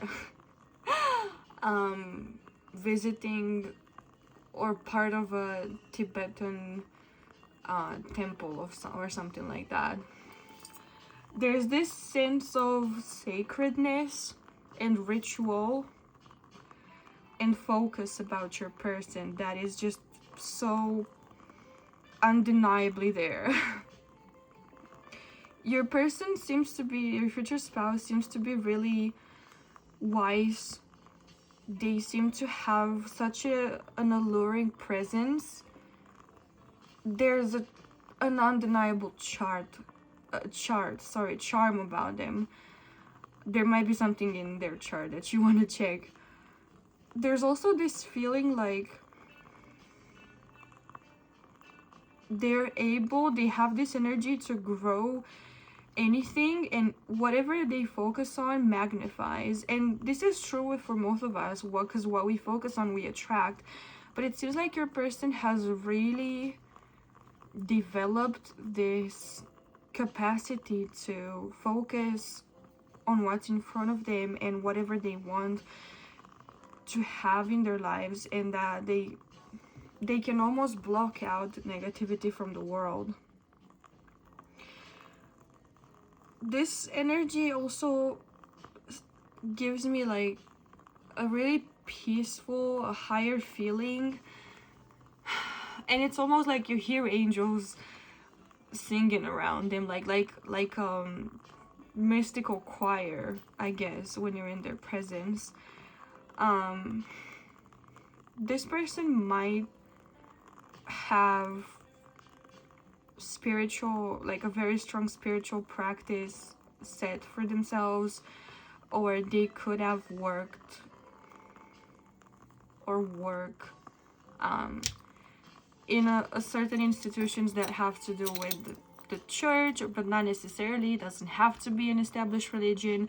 It could be any established religion, or it could just be spirituality under any form. But they definitely have this presence about them that kind of connects you to the bigger meaning of life and to spirit, if that makes sense. This is definitely someone who can stop and smell the roses. They're very grateful, and I feel like they're living life to the fullest, because every experience that they have, even the little things like the taste and the flavors of food, or the textures of their clothing or their bed sheets, or how wet the weather is outside, I feel like this can give them such a boost. and I can feel it like in my body as I speak about them. It's like this constant euphoria. They're feeling this constant euphoria when awake. Like just generally when they're awake. Wow, this is so like, it's moving me to tears. I cannot explain to you how strong this person's energy is. And it pulls you in and it draws you in because this is so amazingly happy and aligned, and whatever it is that they do with themselves and for a living seems to be exactly who they are. They're very expressive. With this radiant card here, I mean, come on. I mean, it literally tells you, like, their aura, their energy field is so bright and so inviting and inspiring. People might be literally looking at them on the street, like turning their head. Like, this person doesn't even necessarily have to they don't have to have like a very specific look or something unusual about themselves, although they could, when we're gonna see if anything like that pops up in the reading next. But just their energy makes people turn their head and be like, whoa, what is that? They're like a light in a dark room filled with moths or, you know, little bugs, and they're like really attracted to the light.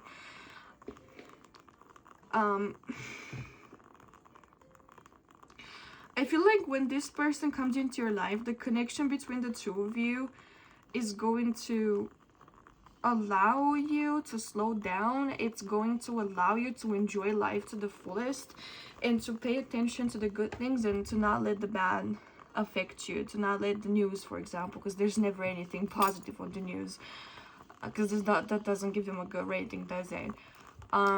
So it will allow for you to slow down and learn how to do this thing yourself. I feel like your future spouse is not really someone codependent. I feel like they learn to be pretty self-sustaining, which is something that we all should do. But they're not necessarily completely independent. They still very much can appreciate the qualities of a good relationship, of a good connection, which you guys will most likely have.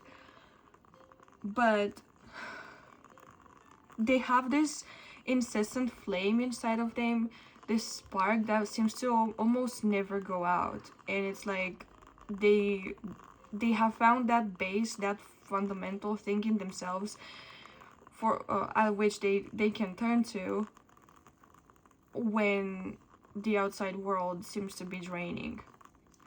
And also, it seems like this person is really good with their words. And that's why I said, like, they seem to be pretty wise in that when they give advice, for example, or when you talk to them, you can learn a lot from the things they tell you. This could be someone older than you, although they certainly don't have to be. This could just be someone with a lot of life experience behind them.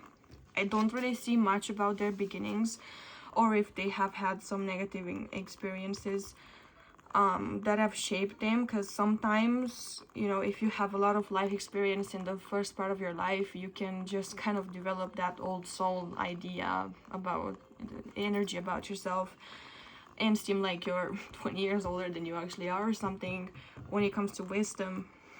But it seems like they're just very good with their words. They could be a preacher, they could be a writer, they could, for example, I don't really see them like writing for a magazine or something like that, but I mean, they could. Some of you could have that. But just their words are very good at influencing people and bringing them on the same kind of frequency as this person. So if this resonates, but if you haven't met this person, if you're not there with this person, you won't really know. Let's just move into the tarot and see what else we can gather about this and your connection with them. So for those of you who actually are with this person, let the other pile threes know in the comments what it's like living with someone like this and how this resonates. I'm really curious. I actually always read the comments and I try to reply to all of them. So Let's see, Spirit. What else can you tell us about pile 3's connection with their future spouse?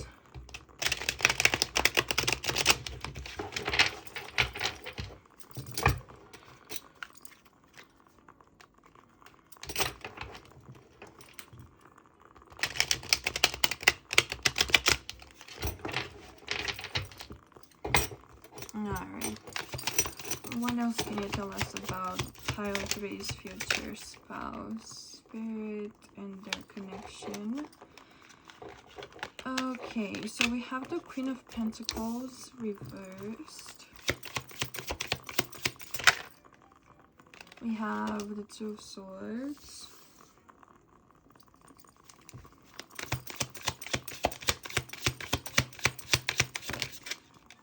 Okay.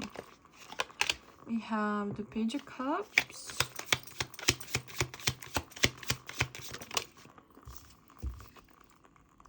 We have the Six of Swords reversed.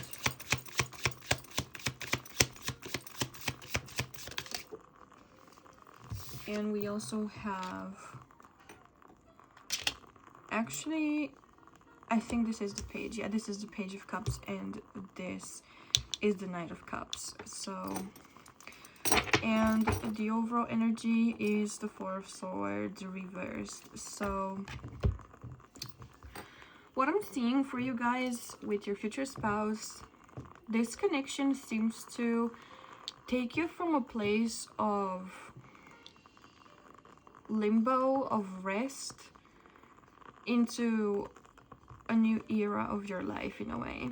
Which obviously, like, it's always a new chapter, right? When we are meeting that special someone.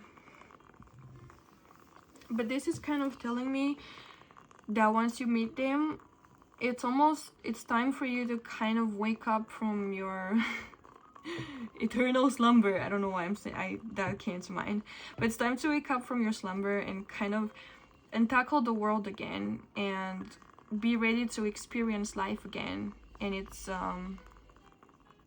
entirety. With this Queen of Pentacles reverse, this is kind of giving me the energy that you guys won't necessarily need to work to provide when you are in the connection with this person. I mean, actually, like, just materially, just monetarily, strictly, like, I don't necessarily see you as bringing, like, bringing the money in the house. Perhaps this person is not going to have an issue, like, providing for the both of you. Maybe they want you to keep your energy at home and be either a stay-at-home mom, or kind of just do your own thing without necessarily following a career. Or it could be that this isn't a traditional career. This could also be a sign that you guys are overworked at the point that you meet this person, and that you kind of have to rebalance yourselves and focus your energy more on rejuvenating and basically taking care of your basic needs before you tackle anything else. I feel like this person is almost like, it seems like they almost are gonna allow you to take a break, to take a breather, and to focus a little bit more on yourself, to focus inwards and enjoy the good things in life, like a sensory experience. So you know, for you to be able to enjoy, like, ground yourself in the moment and enjoy by touching, by tasting, by smelling, you know, just simply kind of going back to the basics of life. With this Two of Swords here, this is definitely giving me a turning point kind of energy, where you might be a little bit indecisive. It could have something to do with this idea of slowing down, or keeping on grinding mentality, or doing something different. I actually want to see if I can pull a clarifier for these two Spirit, can we get a clarifier on the Queen of Pentacles? Oh, I lost that one. Anyways, it's fine. Can we get a clarifier on the Queen of Pentacles, please? Okay, we have the Eight of Swords. Can we clarify the Two of Swords as well, please?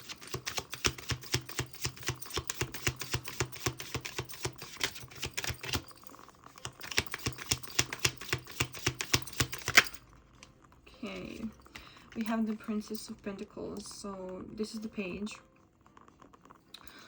And we have the Two of Wands. So yeah, I feel like this person will allow you to come back to a state where you're more in a planning and reassessing phase of your life.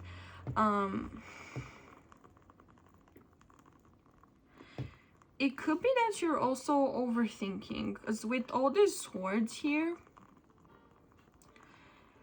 you might be stuck in a mindset that is not serving you anymore, that is literally keeping you stuck in a chapter of your life that has finished a long time ago, and you have a hard time letting go of it.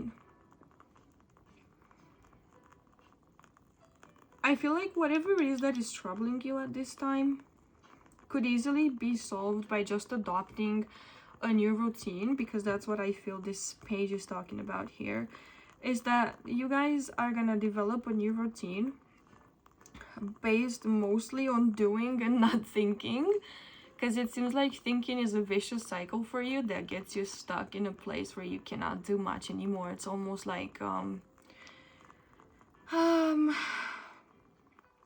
what is that called? It's like an ADHD thing where, you know, you're stuck on the couch doom scrolling on social media, and you know you gotta get up and take the trash out, but you cannot get up and take the trash out because your brain won't listen to you, so you're just stuck there doom scrolling and thinking about what you have to do and stressing yourself out but not actually doing it.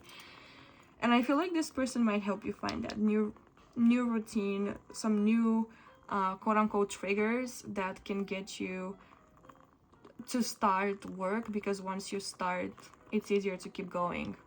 It's just the start that's kind of difficult to get. With this Knight of Cups, I definitely feel like this person is gonna be really enamored with you, and I feel like they're gonna be the romantic type. They could have Pisces energy or just water energy in general, and just to kind of name some signs here, they could have Pisces, Cancer, Scorpio energies. I'm getting a lot of Pisces and Cancer. For you guys, you could have Taurus, Virgo, or Capricorn placements, and with the air energies, you could have Libra, Aquarius, or Gemini. And yeah, that's basically it. So I would say your person definitely is the kind that has some understanding of the emotional side of the relationship, and has some understanding of how to be empathetic and to, you know, get what you're going through. And with the wisdom that they have, I feel like that wouldn't be a problem. But I feel like they're gonna extend this offer towards you to be of help to you, first and foremost. And perhaps the way that you want that done, or the way that they can best offer that, is by being emotionally supportive, and, you know, however that is done to you, whether it's by them listening to your issues or validating your feelings, or yeah, telling you stories from how they used to do it, when they felt stuck in life, or something of the sorts. I would also say that this person seems to be a good listener. So apart from the storytelling side, it seems like they're good at listening to your problems as well. They seem to be a pretty good communicator. They could have a good Mercury placement, like, I don't know, Libra, I guess would be a good Mercury placement.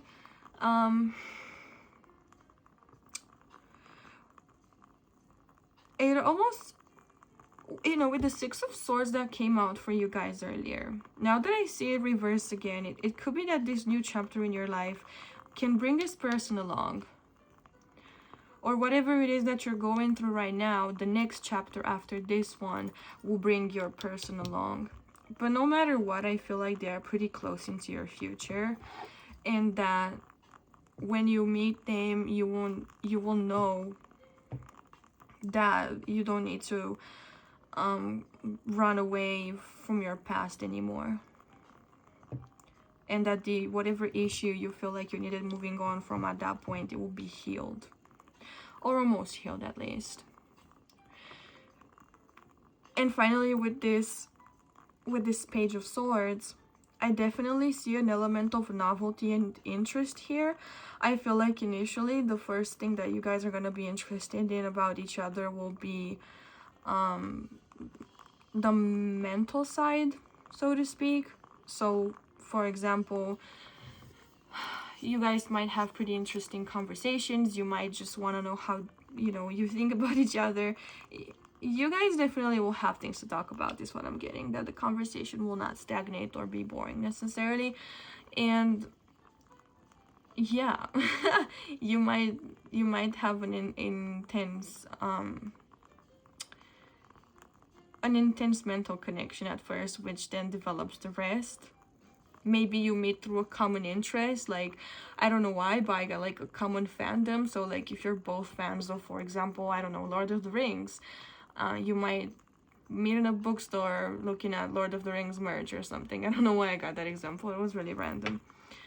If you're a fan of Lord of the Rings, leave a comment below. I'm really curious if that's like anyone specific. So yeah, that is pretty much what I'm getting with the tarot here. Now let's move to the next part. And up next, we're gonna pull songs and signs for this person. We're also going to do physical appearance traits and possible kinks that they might have in the bedroom, and we're also gonna have charms, so a lot more coming. Now let me see where I have all of that, and I also kind of want a sip of water because I'm parched from all the talking.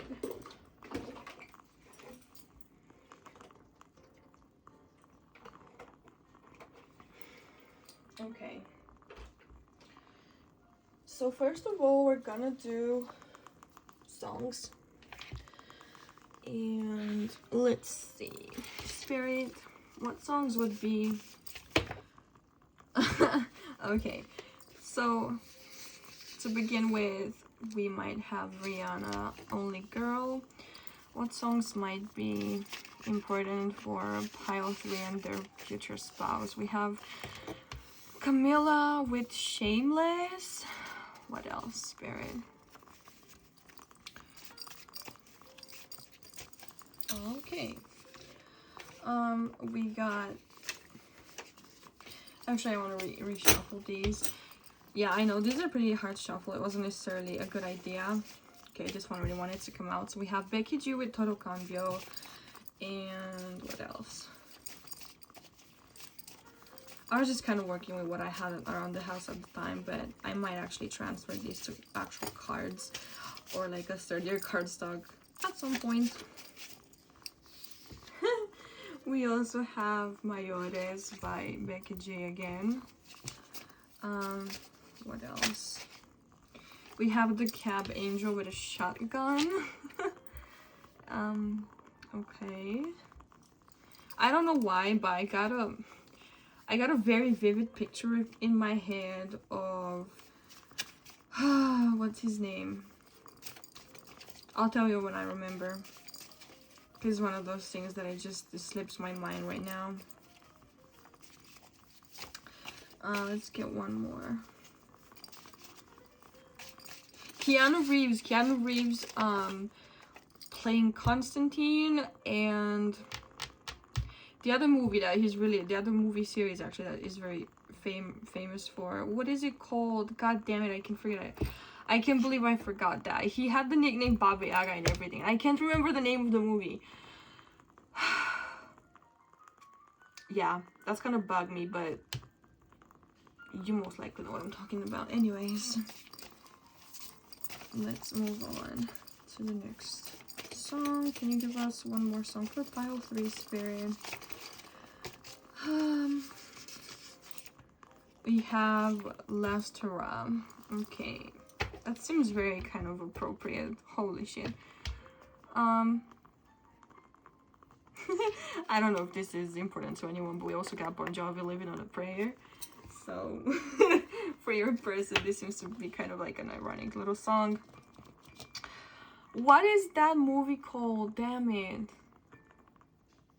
I get it for like a split of a second, and then my mind forgets it like automatically. Anyways, we're gonna do signs next, so let's see what comes up for you guys.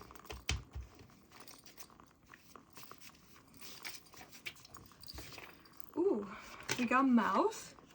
So again, this is makes me think about communication. So the way you guys communicate can be really important.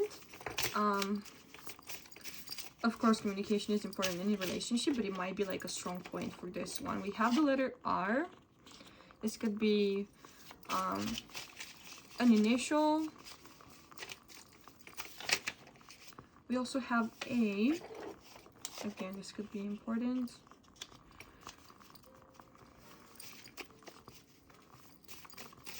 What else, Spirit? We have butterflies, so those could be, butterflies can be a sign for you guys from your spirit guides, for example, when you're close to this person. We also have feathers. Again, this could be the same thing. Feathers also make me think of lightness, so I feel like you guys are gonna feel at peace when you are with your future spouse, which obviously is how we would want it to be, right? And we also have globe. So I feel like maybe this person could be from a different country, or from across the globe, or like a different continent or something like that. It could also be that you guys like are gonna travel a lot together, or there could be something about a globe that kind of doesn't have meaning right now, but it will have meaning when you guys are together. Let's pull one more. Kind of want to pull one more.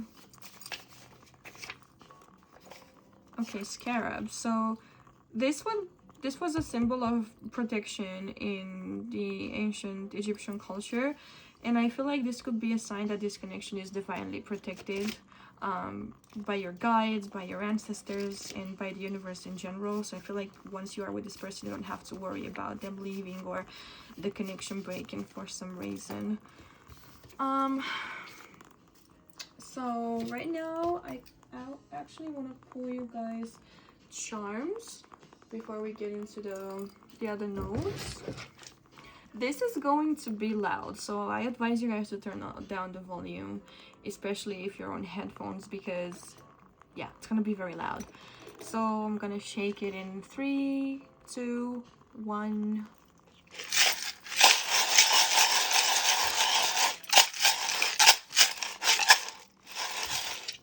And now you're gonna have to take my word for it. I'm not gonna look, I'm just gonna pull your charms and we're gonna see what they mean. So, Spirit, can you give us some charms for pile 3 and their future spouse?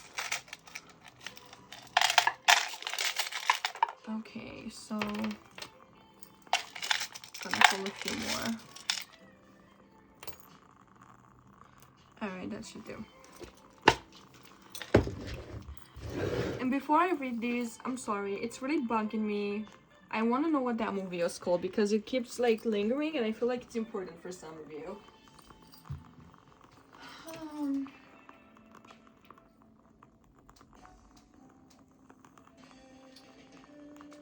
Okay, so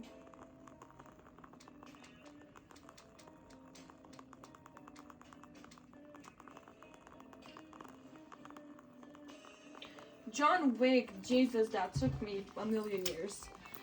Yeah, so John Wick could also be a significant movie / series that you guys might enjoy together, or you might have some symbols in there that you might want to watch out for. Or your partner could like resemble John Wick in some way, I don't know. Anyway, so to start, we have this fairy charm, and I feel like this means that this connection might have a bit of a supernatural feel to it. Like it seems unreal, or you guys might seem at this time that this connection is not necessarily possible. There's a sense of surreal around this person anyway, so yeah, that could be a reason why. They might have spiritual gifts, for example, or you might have spiritual gifts, or they might get developed once you guys are together, or all the signs that the universe might show you, like for example the butterflies or the scarabs, the feathers, could show you, could make you feel like this connection has something bigger than you leading the course in a way. And we have the snake also, and this makes me feel like, again, this connection is divinely guided and protected. The snake is a very sacred symbol, and it also makes me feel of transformation. So it's like this connection has a very transformative quality to it. Like the two of you will not be the same people that you were once you get together. You will definitely get a new perspective on life, and yeah, but it's for the better though. It's a good transformation. We also have this little charm, and I don't really know what it is. It kind of looks like, I know it's not, it probably doesn't look like anything. It kind of looks like a ladybug or a scarab to me, so I'm just gonna place it here as a scarab, because I feel like, yeah, you just interpret this one however you want. That's kind of what it reminds me of. We also have a feather. So feathers, again, can be an important sign for you guys. I don't know if Egyptian mythology is something you might vibe with. It could be. You might have like a common interest on this, for example, because the feather in ancient Egypt was a measurement of universal truth, and basically it was a divine symbol of truth. And yeah, it can mean a lot of things. It could be that, you know, you guys have a vow to always tell the truth to each other, or it could just be another symbol that you guys are going to be really good at communicating together. Or it could be that this person allows you to finally speak your truth.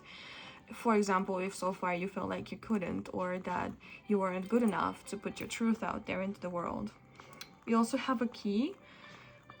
So once again, this connection could be the key to your transformation, or the key to opening up something about yourself that you kept locked up in a vault for a long time. Who knows? It might be really different for all of you. We also have a seahorse, and these, I've had them before in one of the other piles. The seahorse is for me a symbol of loyalty, because it said that they only mate with one other seahorse and they stay loyal to them until the end. So this is a symbol of a great loyalty to me. We also have this dragon charm, and I feel like for you guys this is a symbol of power, but wisdom as well, and a symbol that you guys are a force to be reckoned with, and that you will demand respect even with just your presence. Or if you don't feel that way, I feel like this person definitely has that energy around them. And finally, we have this big charm that says honey. I think it says honey. Yeah, it says honey. It's this way. So this person might call you honey, or you might call them that, or they might melt when you call them cute little nicknames. I feel like there's definitely gonna be a lot of sweetness with you and them, and it could be that you know the right way to speak to them to make their heart melt, like you have honey on your tongue or something like that. So let's go ahead and look at your physical appearance notes on your future spouse. So let's see, Spirit, can you tell us what pile 3's future spouse might look like? I'm gonna pull 4 of these. 2, 3, 4. Let's see.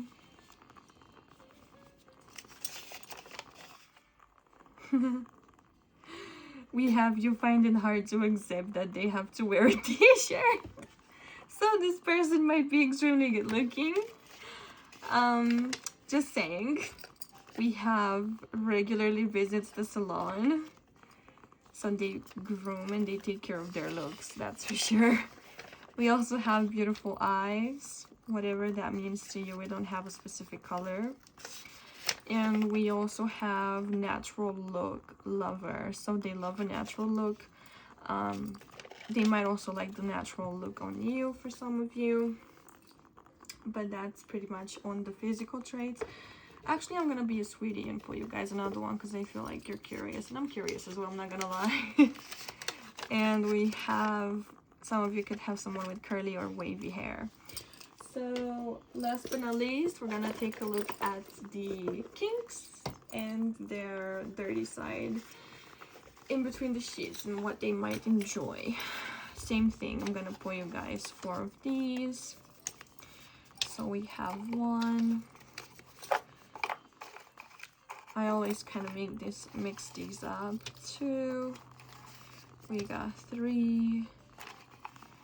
And we got 4. So let's see. Oh, we actually got 5. Aren't you guys lucky? We have on the wall. So that's an interesting position you might want to prepare for. We also have your voice. So they like the sound of your voice or the things you might say to them. We have in public, risky, and adrenaline. Ooh, yeah, definitely John Wick vibes, sorry. We have hard. So I don't think I need to translate this or interpret this for you guys. I think you can pretty much tell what they mean on your own. And we have a slave to you. Oh my god.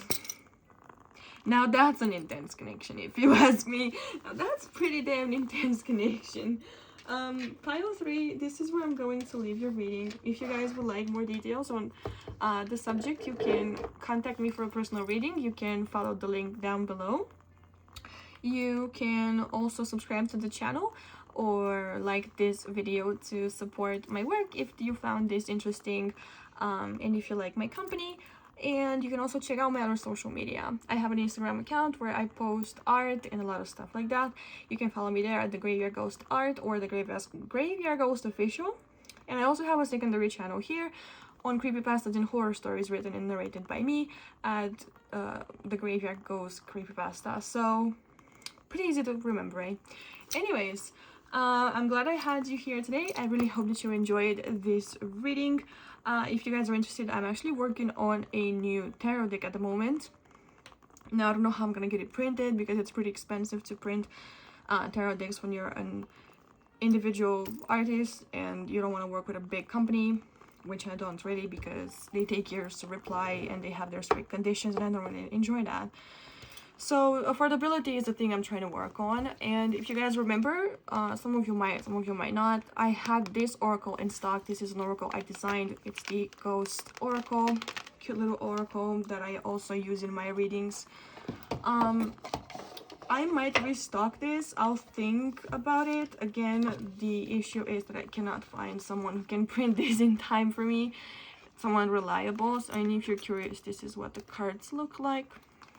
You might have seen them before, but I will let you guys know. Everything is in my Etsy shop, and when it comes back, you will be notified.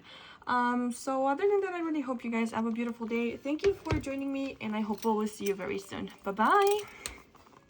Hi there, my beautiful pile 4s. If you guys chose this deck and this moonstone, then this is going to be your reading about your future spouse. So I do want to mention, we are first going to pull 3 tarot cards. These are going to describe your energy. You should be able to recognize yourself in these 3 cards. And if you don't, I would say this is probably not your pile and I suggest picking a different one. But without further ado, let us begin. So, let's give this a little shuffle.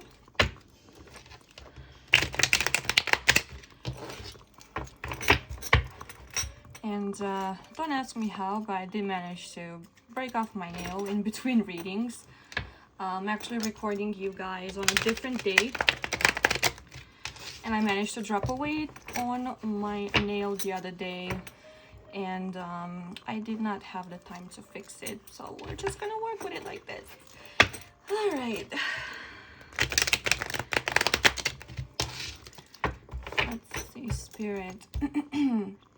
Can you show us pile 4's energy? Can you please show us pile 4's energy? Okay, we have the 7 of Swords, and I'm not taking reversals with this initial reading. Can you show us pile 4's energy? You guys are literally chaotic. Like this is chaotic. I feel like you guys want your message fast. Like, just give it to me already. Just give it to me straight, doc. We have the 4 of Cups. And one more. Can I get one more? Spirit, can you describe pile 4? Thank you. And we have Temperance. Wow. Okay. Wow. Pile 4. So the first thing that comes to mind with you guys is the fact that it seems you are in a comfortable place right now. It seems to me like you would not have things change at all. Maybe life is trying to give you something new, like a new experience that you guys are not sure how to feel about, and you're just like, nah, I'm cool. Like, I'm gonna just do me for now. I don't want anything else. I feel like you're pretty balanced too. Like, you found a place where you can sort of balance work with play, or productive with chilling. You found a routine that works for you, and it seems that pretty much on every plane possible you feel at peace. You feel content. Not necessarily, I'm not necessarily feeling any emotional excitement. Peace is the first thing, honestly, that comes to mind here. It's like you're just doing you. You're chilling. And the 7 of Swords now is really interesting to me because it could mean a few things. I'm not sure how to interpret it right now. Can we get a clarifier maybe? We have a Page of Cups. So it seems like you're not letting anyone interfere with you, and you're just kind of keeping it on the down low. I feel like perhaps this is a time where people might be trying to reach you to tell you to, hey, do you want to go out? Do you want to do this? Let's go on a mountain trip, or anything it is. It seems like maybe you're telling people, nah, like, I'm busy, but in reality you're just like at home chilling on the couch with a cup of coffee or something, just enjoying the fall weather as it is right now. It's fall. Maybe you guys are chilling with that. It feels like you're choosing yourself. People might be trying to pull on your energy, but you're choosing yourself. I feel like you're not really putting up with any bullshit. You don't want to hear anyone's stories right now. You don't really hold space for people to vent. And you're just doing you. And it's like, it's good for you. Good for you. I feel like this time perhaps can also be a time for you to recharge emotionally and mentally as well. It could be. And it could be at the cost of other people not getting what they want or not having their cup filled. But it doesn't matter, because you need to put yourself first, and you're doing it in a way that people can't actually like openly blame you for it. So pretty much, if you guys resonate with this, I will move on to the oracles to check your future spouse's energy. So for that, we have these beautiful cards here, and we're gonna start with this one, the Sentinel with determination and certainty. We have Breathe. We have the Veil, Really interesting. We have the Sun with Source, and we have Engineer, ability to give creative energy or practical expression, talent for designing resolutions to common dilemmas. All right. So your person might be an engineer, or your person could be for example, could have a mathematical, logical type of thinking, like putting 2 and 2 together, rather than, say, I don't feel like they're necessarily, actually I can't say that because they do seem to be, I was gonna say I don't think they're very intuitive, but actually that might be a lie, because we have the veil here and we're going to talk about it in a second. Your person is definitely the type to work hard for what they want, and I feel like they are really focused. I feel like when they know what they want, they don't really get distracted, and they don't really question whether a side track would be a good idea in the grand plan that they have. So for example, let's say they decide they want to grow muscles, right? Or they want to start joining a gym, and they have this ultimate goal to get shredded or whatever it is.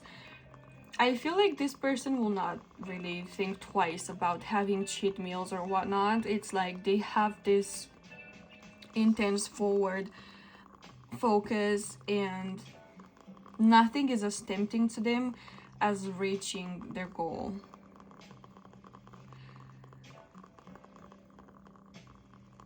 I feel like even though they might not necessarily be artistically inclined or creative in that sense, they can definitely find the best path, not the shortest, but the best path to solving, like this card says, common dilemmas. So whatever it is that you're, dealing with in life, it might not be like the answers that they give you, the solutions that they give you might not be the ones that you want to hear, but they're the ones you have to hear. I also feel like because they have this capacity to stay on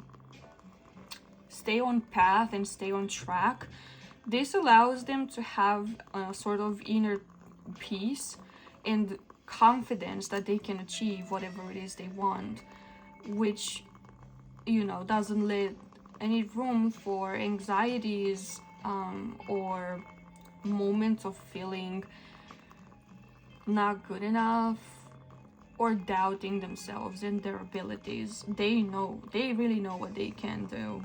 This is really I'm also getting like a military vibe to this person. It doesn't have to be, but for some of you, like the military could be significant. And it seems like this person could also be a good leader. Like they would do good in leadership positions or in positions where they have to quickly figure out solutions to problems. I'm also getting that this person fights and is ready to fight and sacrifice everything for what it is that they want, and provided that, of course, that is you, because this is your future spouse, I definitely feel like this person will not back down from anything and will not think twice before jumping to help you with whatever it is you need help with. There's also this feeling that they might be connected to the divine. For some of you, this could be a religious person, someone who goes to church a lot, or someone who prays a lot, or just someone who is like easily in touch with the other side and with the divine. I'm not sure they will openly express this, but I feel like inside themselves they really know that everything that happens is part of God's plan, and perhaps the reason for that is that they had to overcome a lot of difficulties, and they at some point realized that the difficulties that were coming their way did nothing but shape their character and bring them to a place where they could trust that they can face anything. They could trust that everything serves a bigger purpose, even though sometimes you might not be able to see it while you're in the midst of it. And I'm also sensing that this person is allowing the divine to kind of take control of their life. Not in a sense that, you know, I don't care what happens to me. No, they know what they want, they know what they're following, but I feel like they're giving a fair share of their fate to the universe, to God, to not fight the things that they encounter. So for example, if, you know, they think, well, it's gonna be a straight road from A to B, from the place where I am, where I want to get, but the divine kind of delays it or sidetracks it or something, and they're not like, oh my god, why is this happening, like, this is so annoying, I still want to go, I know I want to get over this as soon as possible. They're like, no, you know, this happened for a reason, and while I still know what I have to do, I'm not gonna try to beat myself up or play the victim because I didn't get there in my own time frame. I feel like they're flexible because they understand that what happens sometimes that is out of your control happens for a bigger purpose, whether that is divine redirection or divine protection by denying the initial goal. And with the sun here, this person could be a Leo. They could have Leo energy, with Leo being represented by the sun or associated with the sun. This could be someone in the eye of the public, someone who is well liked and revered and admired. This could be someone who enjoys like receiving praise, you know, for their hard efforts, which fair enough. We all deserve praise for our hard efforts. And they could also be, like I said, definitely there's some sort of creativity to this person, but this creativity is put in the hands of solving problems rather than creating from nothing. And what I'm also getting here is that this person might care a lot about their appearance. Like I said, the gym example might have actually been more significant than I initially thought. Or they could be someone who really puts thought into their appearance in a sense of, you know, styling their hair or wearing accessories or having a definitive like style. The way they dress, they always dress to impress. They could be the office type for some of you. It doesn't have to be all of you, but I'm seeing a suit here specifically. Like a very classy, sharp looking suit. And what else can we get from this? I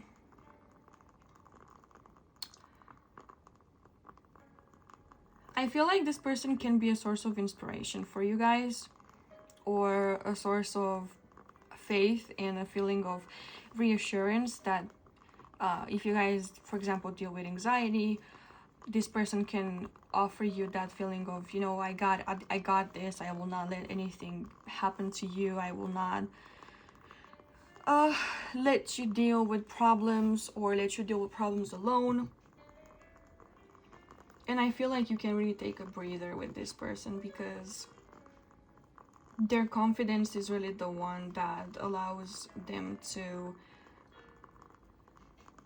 always, you know, figure things out and find them. I'm already starting to sound like a broken record. You guys get the idea. So let's look at the tarot. Let's look at the tarot and see what else we can find out about your connection to them. Also, Spirit, what can you tell us about Kyle For's connection with their future spouse? Woo! That was a really bad shuffle. My hands are super dry, and when they're dry, this happens. The cards slip. Been washing a lot of dishes and stuff. So, can we try that again, Spirit? Alright. What can you tell us about Pile 4's connection with their future spouse? I'm gonna take this one. We have the Six of Swords reversed. What else can you tell us?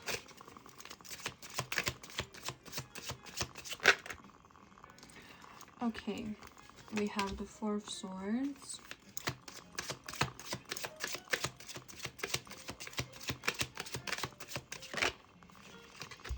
The Hierophant, okay.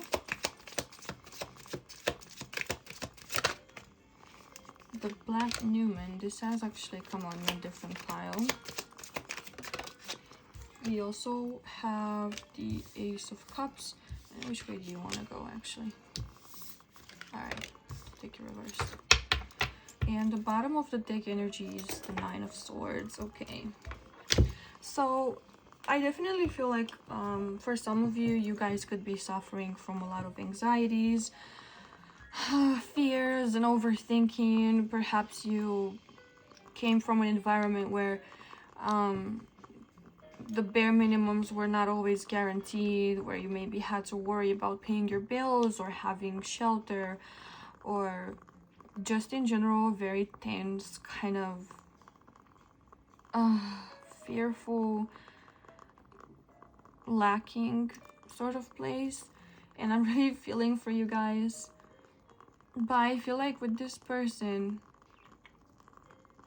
for you it's gonna be a new era, literally, because I feel like you're finally gonna be able to rest from the, you know, the hardships and the betrayals and the broken hearts that you might have experienced.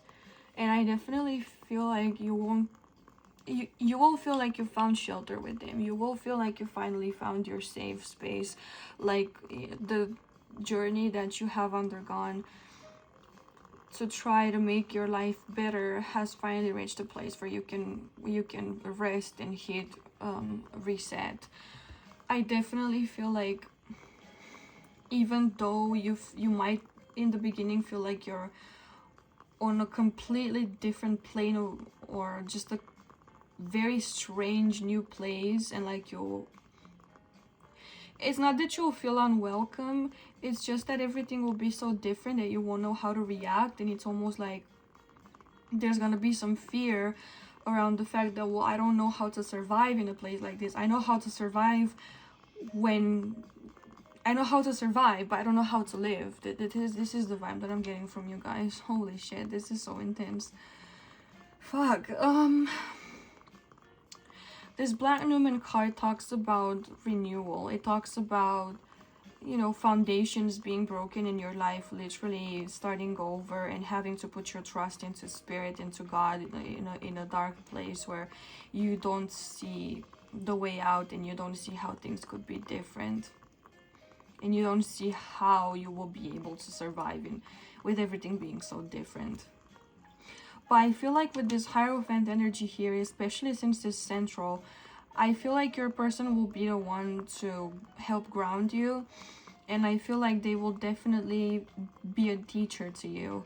I feel like you'll have a lot to learn from them in terms of how to restructure yourself, to restructure your life and your habits and your thoughts. And it's gonna be a long journey, but I feel like they are ready to take this for you, and that you yourself want to be free of your old self so badly, and you want to be free of your past and of the conviction that, you know, you're not worth being happy, and you're not worth more than you've had.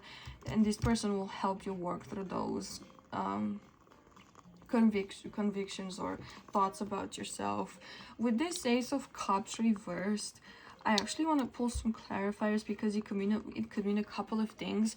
It could be that you initially reject this connection, or it could be that initially the type of connection between the two of you is not romantic. It could be more of a teacher, student, or mentor kind of relationship. But like I said, I want to pull some clarifiers and see what's up with that. So can you tell us, can you clarify the Ace of Cups for us, Spirit? What does that Ace of Cups mean in this context? What does the Ace of Cups mean in this context? Okay, so we have the Empress reversed and we have the Knight of Swords reversed. So yeah, I feel like initially from you, there is going to be some unavailability and you will not know how to access that part of you that is intimate and ready to commit to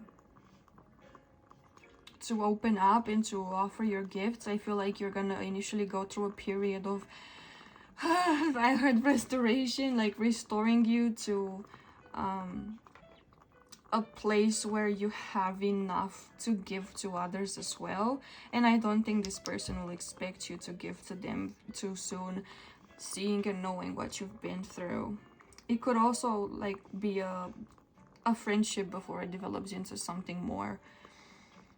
The Empress reversed here also kind of tells me that you need to mother yourself before you guys can come into a fruitful couple connection.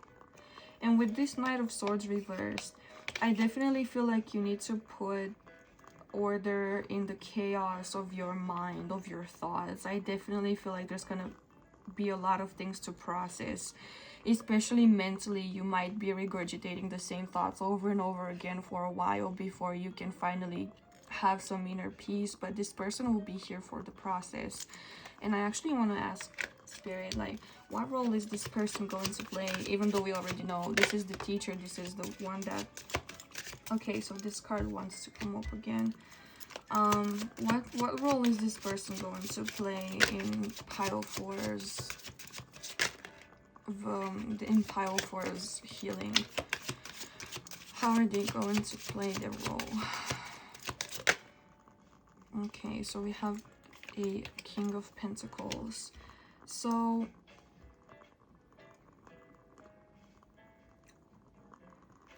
I feel like this person might be one of those people from whom you might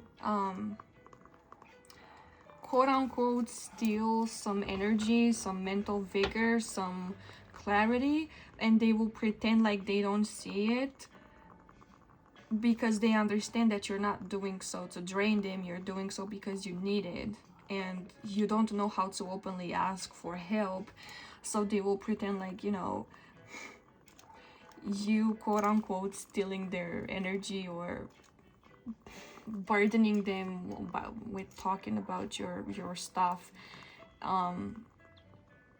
They'll pretend like they don't know what's going on just to allow you to recharge. And with this King of Pentacles reversed here, I feel like this person might doubt.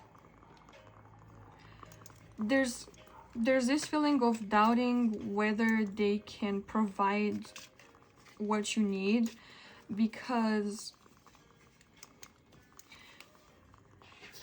either they can be like a material provider, so, you know, for example, keep you fed and dressed and all that, and tell you you don't no longer have to, you know, worry about bills and everything, and that you're financially taken care of.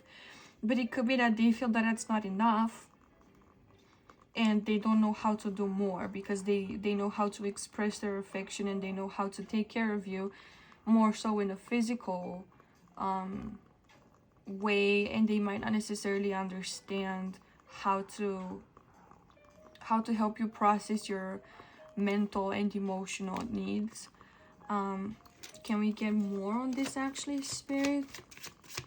Like, can you clarify this King of Pentacles? Yeah, so we got the King of Swords reversed. So I definitely feel like they feel powerless, even though they might be able to provide for you in a physical material means. They feel powerless because they know that you need the swords energy, and they might not necessarily feel like or be the kindest type of person you could talk to, because it's like they are very direct, like I said, in coming up with solutions. And for example, if your problem is, well, I can't forget about what my family did to me. Just an example. They're like, well, just don't think about it, and that's not really helpful, is it? And they don't know how to deal with this. But with the Seven of Pentacles, I definitely feel like they have the patience, and they will harbor the patience to allow you to run, to allow you to heal, to allow these things to kind of run their course and finally be purged. And I definitely feel like they know that they've planted the seeds for, you know, they've given you like fertile soil, fertile place, a nourishing place for you to be in the meantime, a cozy place, and you just kind of need to slowly come out of your shell and start developing and start growing. But you kind of need to recharge first and get all the nutrients, or get all the, you know, everything you need to heal, both physically, mentally, emotionally, everything. And yeah, this person knows that they could only provide that nourishing environment for you, and the healing is pretty much yours to be done. But it doesn't mean that they won't be there. They will. It's just that you kind of need to walk them through what exactly it is you need. They might be a little limited when it comes to understanding the emotional side of things. But they show they care in their own way. How might they show that they care? I've actually not done this for the other piles because it's kind of been to the point before, but this is more of a delicate situation. I kind of wanted you guys to get the most out of it. So with the Emperor here,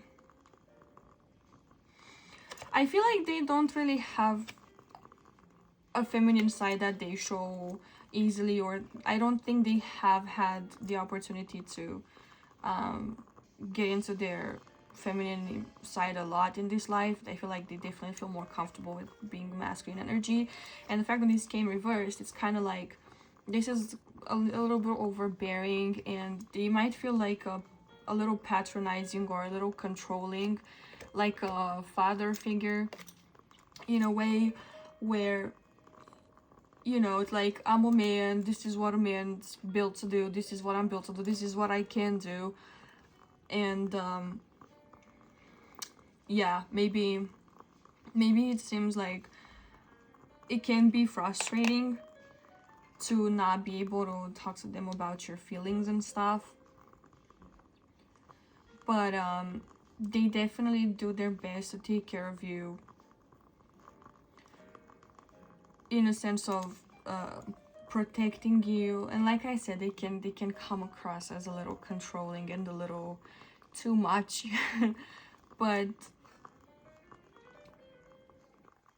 it seems like you're the person who will understand the best how you need, you know, your trauma processed. And they might not be the ones that, you know, listen and understand the emotional implications and all that, but there could be other people in your life, you know, you can talk to. Because I don't necessarily I really don't see any like bad intentions with them or anything like that. It's just that they're not really in tune with the more feminine things in life, and you know, that's okay. Sometimes we need to sometimes we have other people we can go to for such conversations. But let's move on actually to your charms. I want to pull you guys some charms, and then we're gonna do songs and signs. So first of all, this is gonna be loud because I'm gonna shake the box and it's gonna be really loud, so you guys may want to turn your volume down or something. So 3, 2, 1. Okay, so let's see, Spirit, what charms can you give us for pile 4's connection with their future spouse? Okay. Alright. So So what do we have here? So we have the Eye of Horse or the Eye of Ra. It could literally be both. So this is protection. This is definitely a sign for me that this person wants to take care of you, that they want to protect you from any kind of evil, any kind of negative influence. They want to protect you from experiencing anything traumatizing ever again. And this is also kind of a sign that this person might be literally God sent. Like, this could be someone, this connection might feel fated. They literally can feel like your guardian angel. We also have feather here, so feathers could be a sign, and they kind of appeared, I think, in pretty much all the piles, so feathers could really be significant. I really think that this person wants to give you a feeling of lightness, because I feel like they feel like you've experienced enough heavy stuff in your life and you kind of need to lighten up. And it's also making me think again about the angel theme and how they kind of want to be guarding you against anything that might take a smile off your face. And this could also be a sign that there was something that I had an idea, but I forgot it. If it comes back, I will let you guys know. We have the snake or the serpent. I don't know why serpent came to mind, but we have the snake. And again, this is something that has come out with a lot of piles. If you felt drawn to any other pile, you might want to check that out. But this again makes me think of you guys entering a new period of your life with this person and shedding your old self to embrace the new. And I feel like this will be a really cozy place for you guys to exist, and they will really nourish you and make you feel warm and fuzzy inside. With the star here, this gives me like the idea of hope, and you guys will find hope with this person.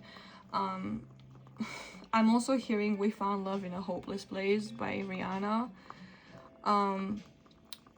It doesn't have to be like the same message as the song. It could be that you found this person in a time where you were not expecting for something good to happen. We also have this charm that looks like a kid to me, or a boy. Like, it could be anything, I guess. It's just like you might have kids with this person, or you might feel like a child with them again. Like, you can experience the childhood you didn't have or something like that. Also, this makes me think about being nourished and being protected again, looked after. And we have love. So yeah, I don't think this needs translation. There's definitely gonna be, this is a love connection. This is definitely someone who really cares about you and wants the best for you. And I think we have a second, yeah, we have a second feather. So, oh, I heard birds of a feather flock together, so you guys might be more similar than you think at first. And we also have this Tree of Life charm, which really means a lot to me in this reading, because like I said, I feel like with this person you will finally be able to grow into your true self and grow out of the trauma or the bad things that have happened to you in the past.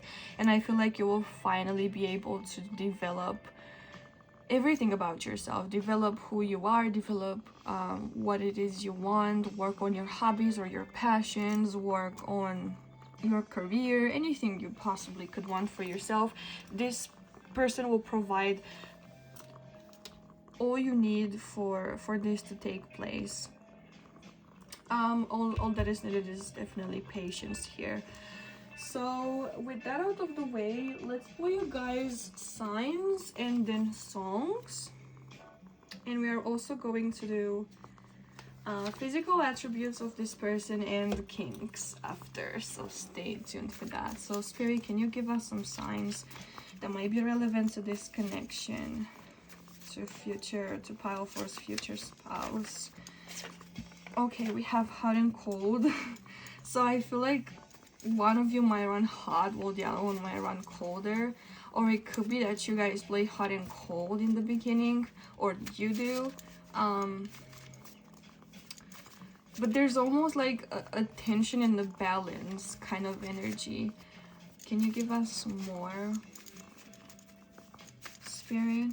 Oh, I also got switching, so you guys might be switching energies or switching roles in the bedroom, like dom and sub kind of thing.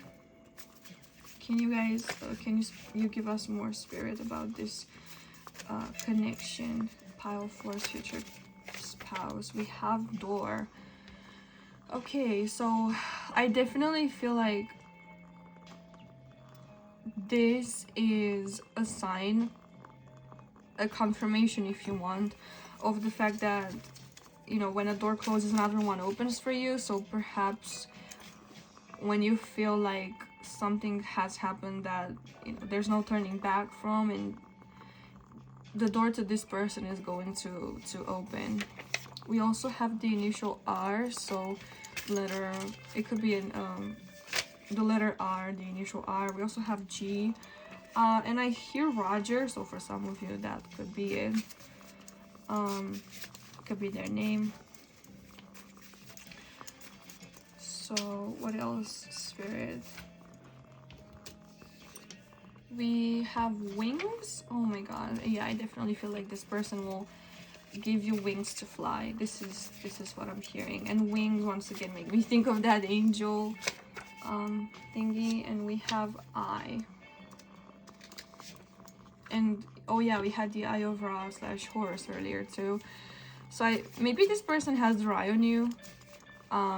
Maybe you already know them, but you guys don't necessarily have things going in a romantic direction right now.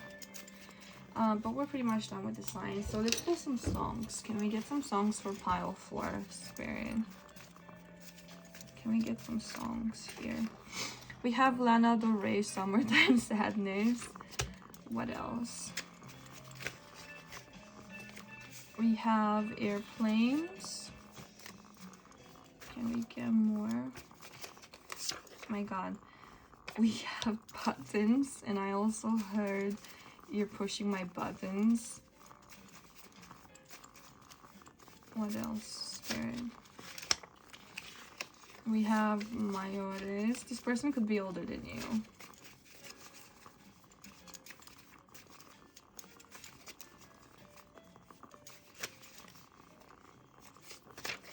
We have Jason Derulo with Cheyenne. And can we get more? And we have Maroon 5, One More Night. Okay.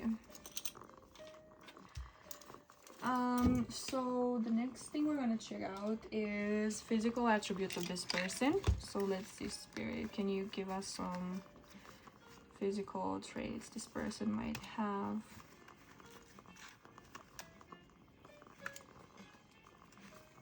Two, three. Okay, 5. You guys get 5. Whatever. You're spoiled. You're my spoiled group.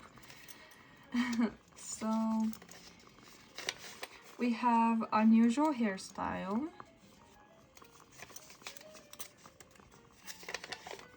We have curvy. They might also like enjoy if you're curvy with that one. We have loves makeup on you or themselves.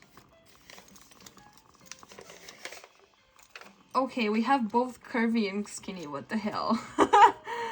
So what I'm getting from this one, I definitely feel like they're somewhere in the middle, like they're balanced.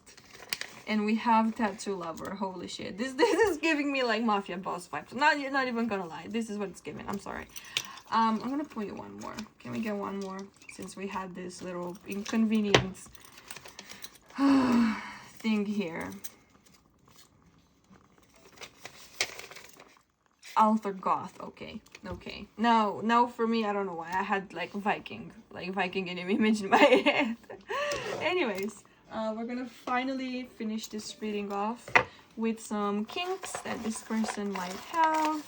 So let's pull some of these. 1, 2, 3, 4, 5. Surprise us, Spirit.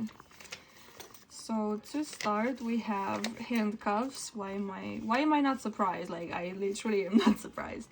We have handcuffs. We have forbidden or denying. So yeah, that hot and cold play. Oh my god. They definitely have a king for like the forbidden fruit or you not allowing them to touch you or something like that. We have rough. It's given Massimo, I'm sorry. It's given Massimo. Okay, we have on your knees. Fuck. And finally, playing hard to get. I mean, okay, they're dumb. You're a sub brat, and you're giving them a hard time. And yeah, I'm sorry. This is.